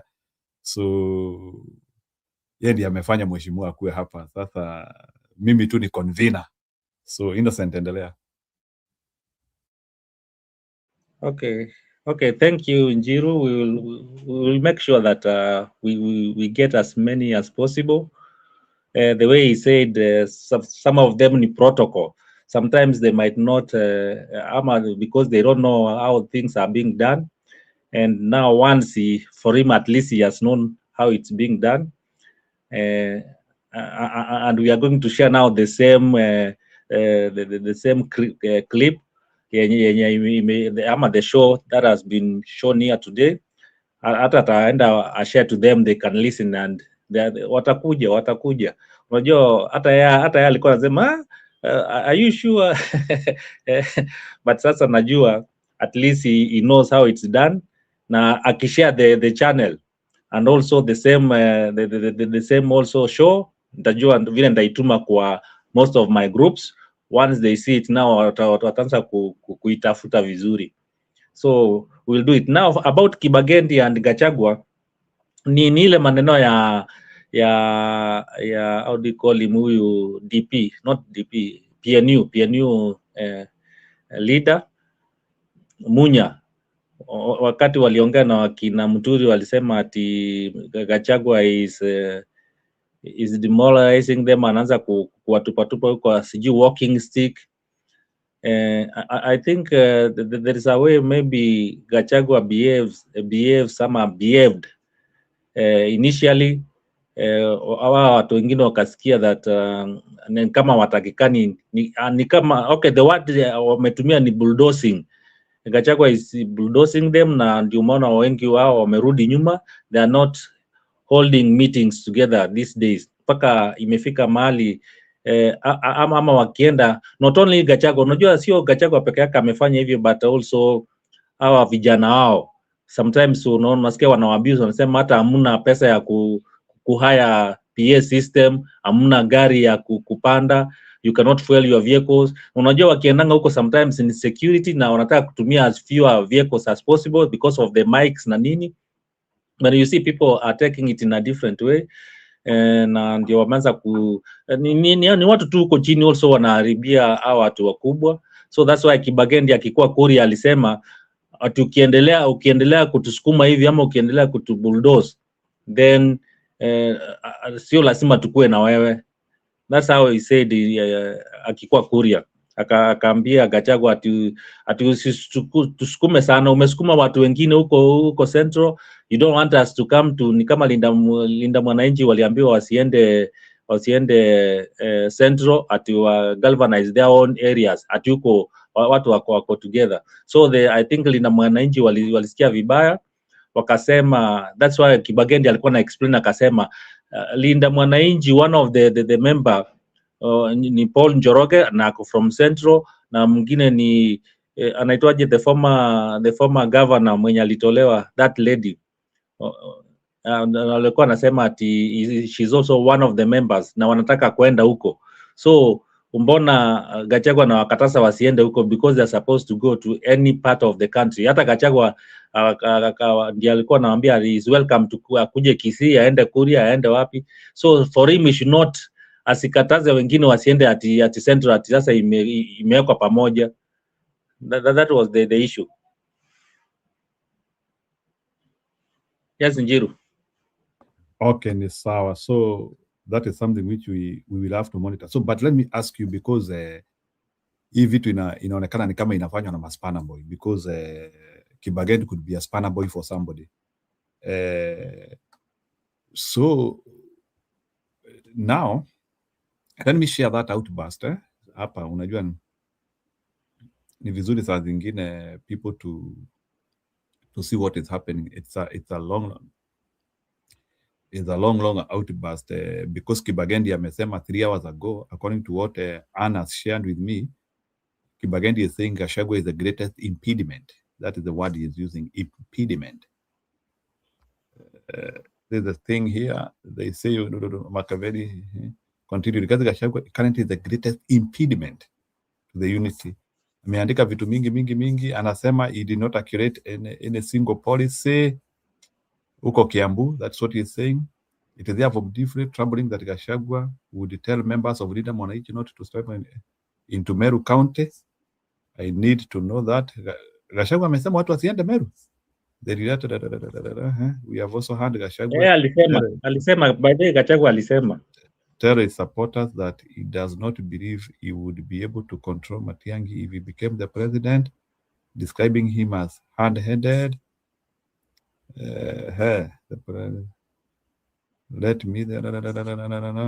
Finally, I want to address another deeply disturbing matter. There's growing concern about what appears to be now the emerging scheme involving individuals associated with the state of in their desperation and apparently recognizing the political difficulties facing the current administration, which is true. There are allegations that the operatives within the regime may be contemplating exploiting the disagreements within the opposition. And sasa now opposition wakikuwa wajinga, that is why opposition pia itatumiwa most. So that one could be true. Definitely Ruto has to exploit the crack. Hata wewe ungekuwa wewe bwana Innocent, you have to exploit the crack. That is common sense. Let me be unequivocal, to be aware or concerned about watching closely. There are those who may be contemplating such reckless action should know that Kenyans are watching too. Correct. We are watching. That is true. We will not be intimidated into abandoning our political cause. Of course, hatuwezi toka upinzani. Kibagendi akitoka anaenda peke yake, Gachagua akitoka anaenda peke yake, Matiang'i akitoka anaenda peke yake, or our commitment to democratic change. Our ultimate focus remains clear: to unite Kenyans. Then if they are uniting Kenyans, why are they defeat the log and oppressive regime? William Ruto through the ballot 27 and build okay. Kenya belongs to us all. No individual, no political function, and no ethnic bloc has the right to claim ownership of the country. I think this is the message alikuwa anapitisha. Kenya belongs to us all, no individual, no political affiliation. I want us to discuss your statement. So, like Innocent, can you put me into update about Gachagua saying watu wasiende Meru, because that one is a bit new to me, ama maybe ilinipita. I thought Gachagua said watu wasifike ni wapi huko? Innocent ameenda. So bwana Musimamo, uko na habari hiyo ya Gachagua akisema watu wasiende Meru?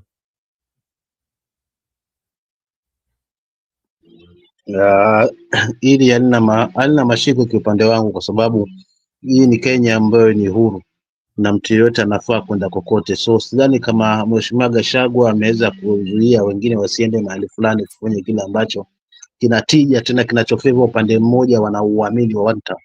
So hapa naona kuna amezidi mno, haswa unaona amezidi mno. Kwa hiyo sidhani kama hili linatija haswa katika uwiano na umoja. Kwa hiyo sikubaliani sana kwa yote ambayo ameyazungumza Mheshimiwa Kibagendi kwamba ati kuna Gachagua amezuia wengine wasiende huku na kule na kule. Ingawaje tu pia haswa siingie katika hivyo viatu, haswa Mheshimiwa Gachagua pia achunga haswa na haswa kauli zile anazozungumzia, lakini vile vile siwe haswa ngoma kulia, kwa sababu mwisho wa siku itapasuka, maana ajaye anaipiga hiyo. So awe makini zaidi, maana ni kiungo muhimu haswa katika one term. Kwa hiyo asizidi mno.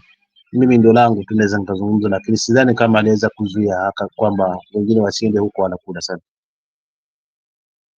Aya, Innocent, can you react to that? Like nilifikiria watu Gachagua aliongea story ya Olkalau ndio alikuwa amezuilia watu sababu ya ile intelligence alikuwa nayo. Tena Gachagua amesema watu wasiende Meru. I am not aware of that. Yeah, Njirwe kuna mahali alisema, but unajua ni ile alikuwa anasema ati DCP sa Popular Party hatutaki mapati zingine zenye ziko like he called also some of the party leaders wa Central especially, akaanza kusema ati they are walking sticks. Ukiona kwa Citizen JKL utaona Munya alikuwa ameitwa huko na he was also very furious. They had a conference Munya, Muturi na nini, wakati alienda akaambia, wakati alikuwa Meru, there's a time ameenda Meru, I think ni Meru ama ni Embu, ameenda huko ndio akaenda akaongelea huko, but you see it was more amplified by the Spanner Boys, vile nimekuambia, wakienda huko wanaongea. Hata huyu senator wa Kiambu alitoa video ingine, sijui kama umeiona, akaanza kuongelea juu ya hawa wakina Munya na nini. So and I believe wakina Martha Karua, that's why umeona wame pull back, and they have been sharing those clips. Maybe you've not seen them. They are all social medias, wakisema ati hata mafuta hawezi weka mafuta, wanaenda wanadandilia magari za kina Rigiji, wanadandilia magari zao za kina maybe makina tuseme wakina Metu. You see when they go to let me give an example. Watu wakikuja Kisii, you will find that most of those politicians wanaweka magari moja because of the mics na nini. That's how they have arranged. Wakaange magari moja tu, ukiona wameenda wameenda Busia, hata wakina Linda Mwananchi. Si unaonanga Babu na Sifuna maybe wako na gari moja, Orengo ako na gari moja na mtu fulani, because of the mics ama because of the proximity, also the security, at least waifanye vizuri. But Gachagua aliongea, hakuongea vizuri. Maybe I'll look for that clip, but you know, ilichukuliwa overboard more, and the Spanner Boys ndio wakaanza now to explain what he meant. Maybe he didn't mean that, but you know what he was saying, alikuwa naambia ati watu waende, what he wanted ni ile central, tushaweka watu pamoja, wako pamoja. Sasa mbona msiende places zingine mahali watu wajawekwa pamoja, at least make sure that mweke watu pamoja. And watu wakaichukulia vibaya. Sasa that's how the Spanner Boys started now amplifying, wakasema okay, kama ni Matiang'i mbona usienda hapa? Now they started mentioning the names. Mbona msienda hapa? Mbona Sifuna ameenda huko? Mbona Nyasa haijakuwa hivi? Mbona Costa haijakuwa hivi nini? So the Spanner Boys started now mentioning names, and that's how it went. Na baadaye Gachagua jana alikuja akasema hajakataza mtu wote kutembea mahali pengine, but I believe ni ile tu Gachagua, si unajuanga Gachagua yeye anabomoa tu what comes, na baadaye anakuja kurealize vibaya, but ya Munya na Muturi aliongea vibaya. Thank you mwalimu, lakini hapo kweli lazima tuzungumze, kwa maana mimi na hapa tukipanda mahindi alafu mimi yangu nisipalilie, wewe upalilie, uweke dawa, ufanye chochote, unataka kutegemea kwamba mavuno atakuwa sawa? Mwalimu, mimi nimepanda ndio, lakini sijafuatilia palizi, sijaweka dawa, sijafuatilia, wakati wa mavuno tutakuwa sawa?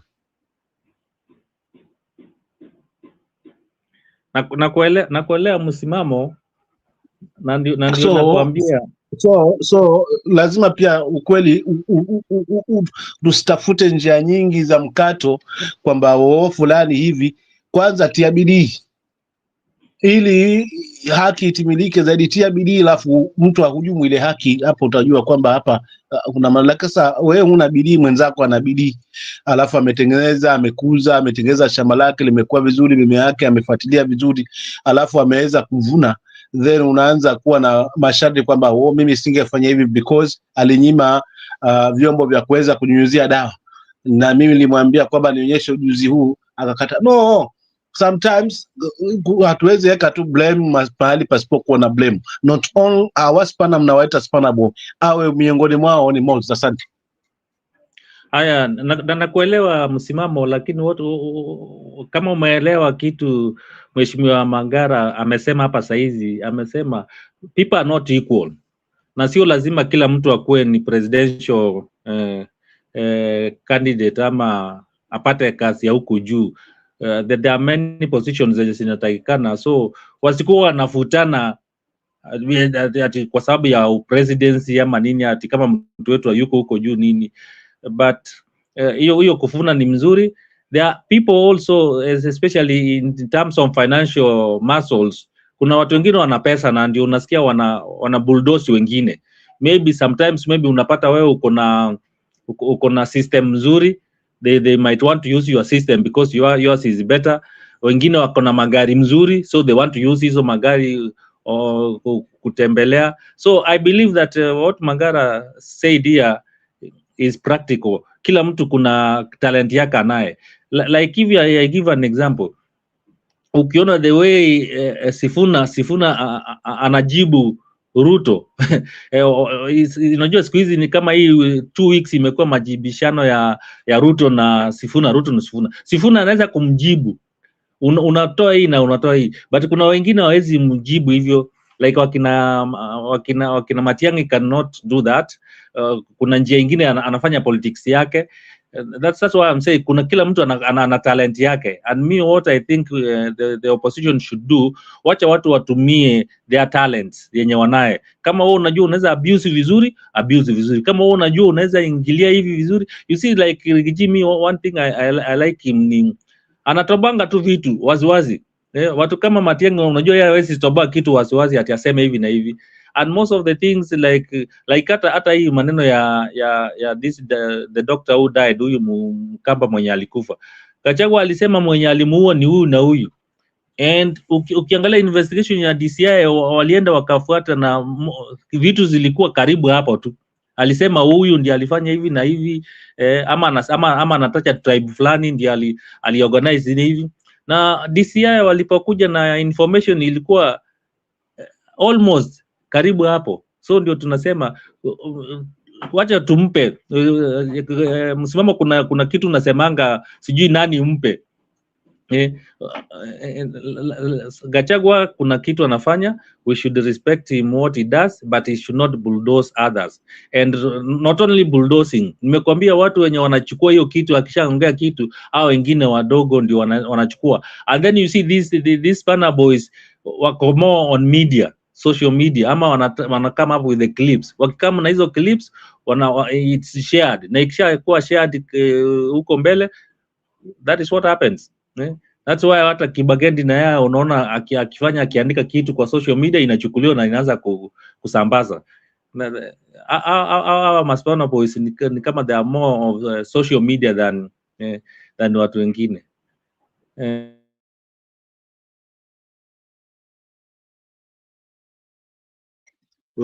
Wajua ukweli lazima tuzungumze, yani mnyonge la haki yake mpe, kama mganda muue, lakini haki yake mpe. Yani ni kwamba sasa hivi Sifuna hii chama binafsishwe, unakaoniambia swa mafri itakuja kasi ya kinamna gani haswa, ikiwa tu ya Gachagua ni chama juzi, lakini limeweza kufikia hatua hiyo. Nafikiri haswa na yote ni kwa sababu wanajituma, wako kwa rallies, wako kila upande, wanazungumza, hawaogopi, wanazungumza maneno vile yalivyo. Na Mkenya anapenda kiongozi anayezungumza maneno yalivyo, ama kuyatabira hata kabla hayajafika, kama vile ambavyo Gachagua ampiga madonge mawili ama madongo mawili makubwa ambayo ameweza kuyazungumza. Kabla yazungumze ashazungumza, na kitakacho kuzungumzwa ndio hicho. So we need such a kind of leaders ambao kwa kweli unaona. Lakini pia kuna hawa wanyamazifu, wana sifa zao kama ulivyotangulia kusema mwalimu, nakubaliana na wewe 100% kwamba kila mtu ana uzuri wake pale. Kuna wale ambao si wazuri wa kuongea, especially Matiang'i, ukimpa katika masuala ya ongea tunampa mahali ambapo kwa kweli, lakini ukimleta katika masuala na utendakazi, umbandike uwaziri wa maana wa mbavuni ama katika uongozi, basi atafanya kila ambacho haswa wewe unakihitaji. Utamuona yeye ni mwingi wa kuongea. Kwa wetu wezi wadharau pia viongozi kama hao, kwa sababu kila mtu ana talenta yake. Si shupavu kama vile Sifuna ambavyo haogopi anazungumza kuzungumza. Lakini pia bidii pia umsaidia mtu, sio unakaa tu mahali unangoja utafuniwe eti ujue kumeza. Hapana jamani.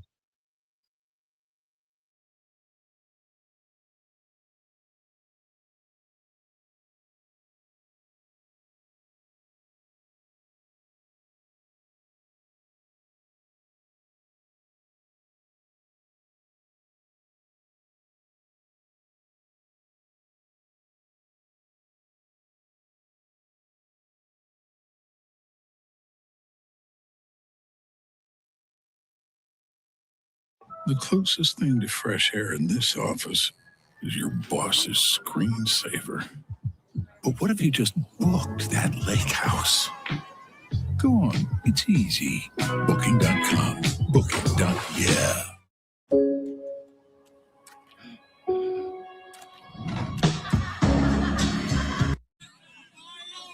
Moses Ombayo, MCM Marama West. Naomi Penina, MP Butere. Wapi Penina? Penina kwa wapi? Tuendelee. Amwai Steven, MCM Marama West. Colin Sanyango, MCM Marama West. John Oliaro, MP. Alafu Lavenda Nyapola, Marama Central. Thank you so much. Back to His Excellency. Then we head to Marinya. Aya. Butere oye. Sabatia oye. Kuna vitu mbili tu imebaki. Unajua tukiambia William Ruto wananchi wanaumia, anafikiria tunamuonea. Kuna mama ameniletea makaratasi yake ya SHA hapa.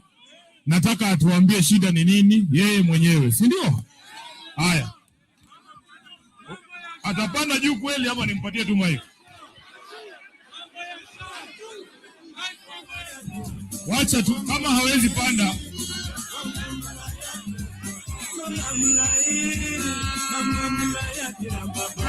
Haya.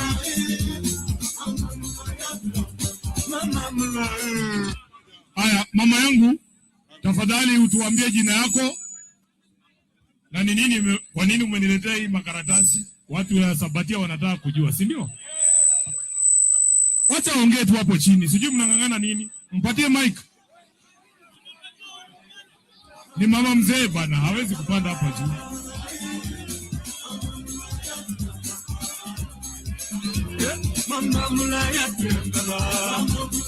Haya, mama ongea. Unaitwa nani? Unaitwa nani mama? Sapata semeni. Sema tu jina yako mama. Kwa majina yangu naitwa Mildred Orito. Wewe umejiandikisha kupiga kura mama? Umejiandikisha kupiga kura? Sishika nendano. Ongea. Ongea tu. Mimi nimesikia, nasikianga kwa radio, nasikianga, naonanga na macho yangu hii. Naona mimi niko na shida, hata inji yote tuko na shida. Iko mama ambaye wamama wanasubukana sana, wamama wanaumia, watoto wanaumia. Sasa sisi wamama tunataka tufanye kitu. Mimi nilisikia mwana wefu sifuna mwa unafuna matuma yanyanga afuna kuifa matuma kuda kama kuwa kaandika Ruto tawe esa Ruto yambora. Asante mama, nataka utuambie kwa nini umeniletea hii makaratasi yako. Ruto abola kuregister sha wisukana noto kuregister sha ende sha, lakini nenda msibitali babolanga lazima utoe pesa. Manesa nakaywa ende shanje nabika munzu esemwana ndo mulwale endo bulwale sikumba arthritis enyakhala ngo butinyi mamagana kajira lenda khalo mwami wanje sifuna kumwese ikura yebutere yefino. Asante Mheshimiwa Ruto, wakati tunamwambia ngoja tu wewe zima vuvuzela bana, najua umefurahi kutuona. Sherehe ni sheria, si ndio? Mama yangu hapa anasema hii SHA yeye akienda hospitali bado wanamuitisha pesa. Niliambia William Ruto kwamba alituambia tukikatwa pesa zaidi sisi ambao waliita wadosi ati mambo ya harambee na kulipishwa pesa kwa hospitali itaisha. William Ruto huyu mama anakuambia bado anakatwa pesa kwa hospitali. Na ndio maana nilisema SHA is not a registration bureau. Usituambie success ya SHA ni watu wangapi wamejiandikisha. Success ya SHA ni kama harambee za kuchangia watu zimesimama. Harambee zimeisha, bado mnachanga pesa kutoa watu hospitali. Kwa hivyo imeanguka haijaanguka. Ile kitu tunajua William ako na kiburi, hawezi kubali kwamba kazi imemshinda. Vile alikubali mambo ya HELB imemshinda na university funding imemshinda, siku moja atakuja kukubali hii SHA haifanyi. Sasa kwa sababu tulisema sisi ni linda mwananchi, nataka tulinde huyu mama, si ndio? Hapa mnalinda wa mama na pesa ngapi? Ati? Yeah? Wewe uko na bibi wewe? Unamlinda na pesa ngapi? 1,000. Ati tao? Tao 2. Tao 3. Tao 4. Tao 5. Tumlinde na tao 5? Haya mama yangu, kwa sababu umekuja leo, mimi nataka nikulinde na tao 5. Na mpee huyu mama ulinzi, mtu asimguze. Sabatia oye.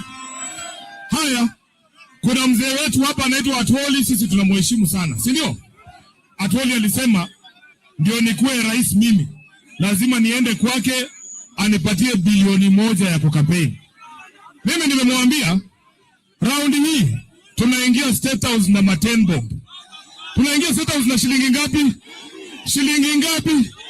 Ni afadhali nikuwe na deni yenu nyinyi wa Kenya kushinda nikuwe na deni ya Atwoli wakati mimi ni rais. So wale ambao wanataka kuchangia, nimeona pesa ya Sabatia kwa paybill, nimeona kuna wengine wako na maso hapa. Leta hii box, leta hii box. Nataka tutaweka hii pesa State House, mjue niko na deni yenu, si ndio? Leta bwana, leta hizo maso, leta hizo maso. Asante, asante sana, asante, asante.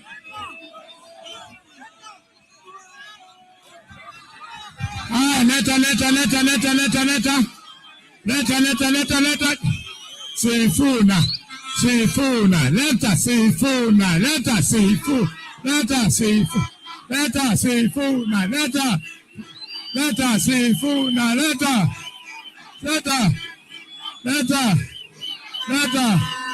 Leta. Pesa. Thank you.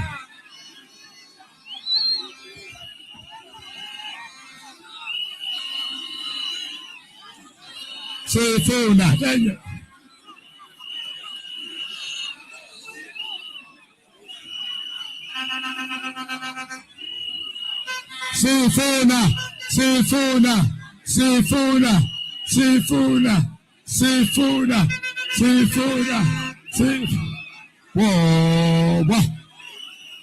Whoa.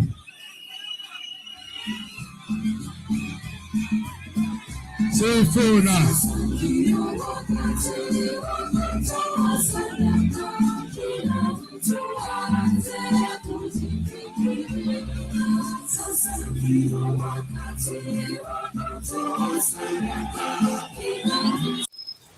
You, your team, and your agents are working together on Monday.com's AI work platform. Imagine that. Your Claude, ChatGPT, and Copilot agents working side by side where you already work. Bring your agent into Monday.com. Set permissions, assign tasks, work from the same context, and create team-wide visibility. So build an agent on Monday or bring the ones you already have and give them a seat at the table. Consider yourself limitless. Monday.com, the best AI work platform. Start a free trial today.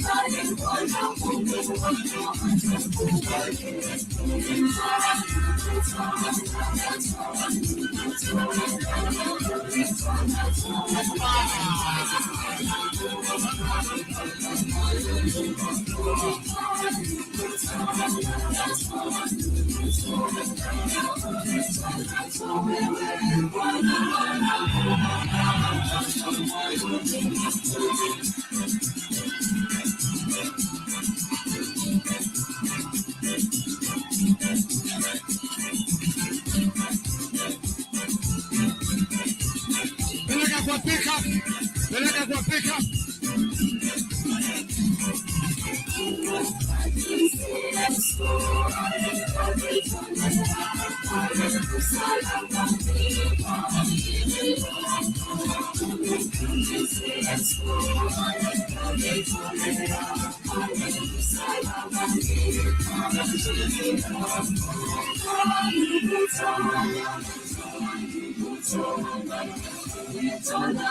Thank you.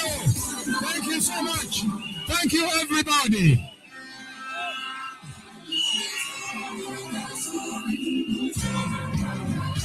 I am Safara.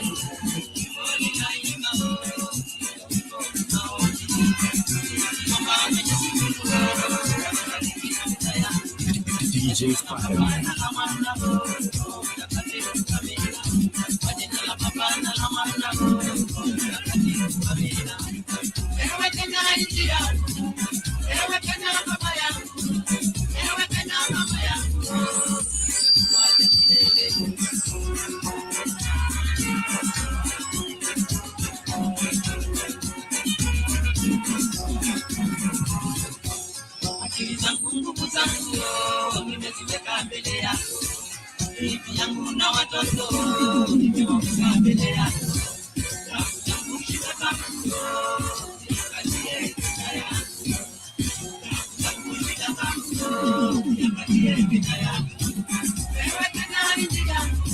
Thank you.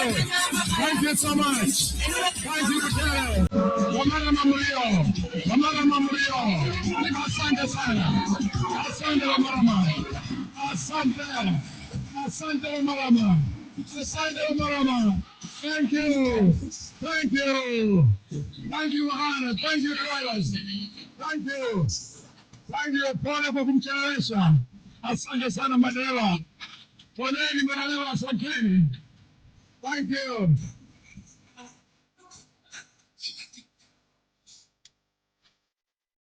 Thank you. Thank you, Madonna.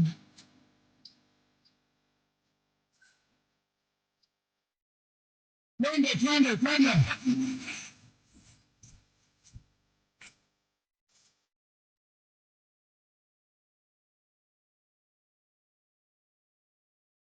Builder. It's not our job title. It's a mindset. Base 44. We're done. Done waiting. Done accepting something can't be done. We're here to build. Can't is dead. Base 44. Thank you.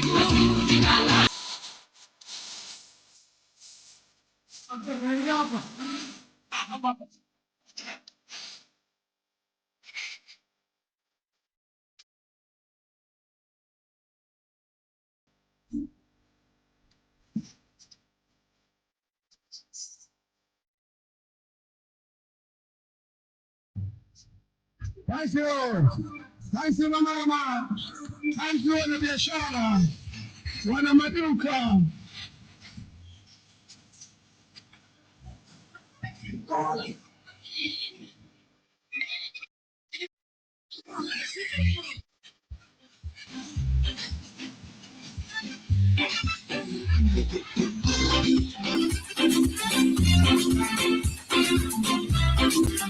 Thank you. Thank you, Mama. Asanteni sana, wanabiashara. Mlio. Murio, asante.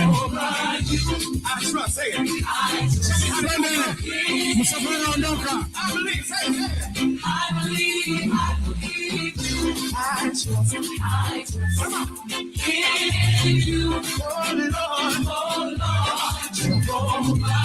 Where you at? Come on. I believe, say it. You are the God of miracles. You are the God of wonder. You are the God of wonder. You are the God of power.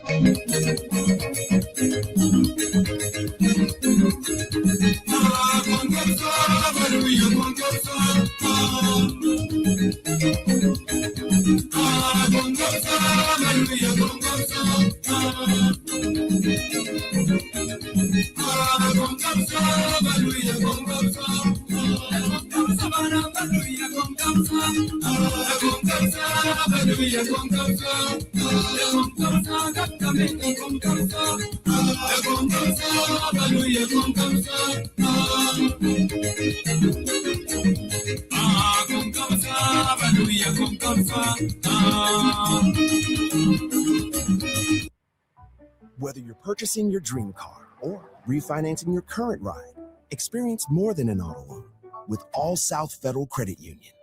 With personal service, low rates, 100% financing options, and fast loan decisions, we'll help you navigate the loan process with ease. Apply today, drive tomorrow. All South Federal Credit Union, making the everyday possible.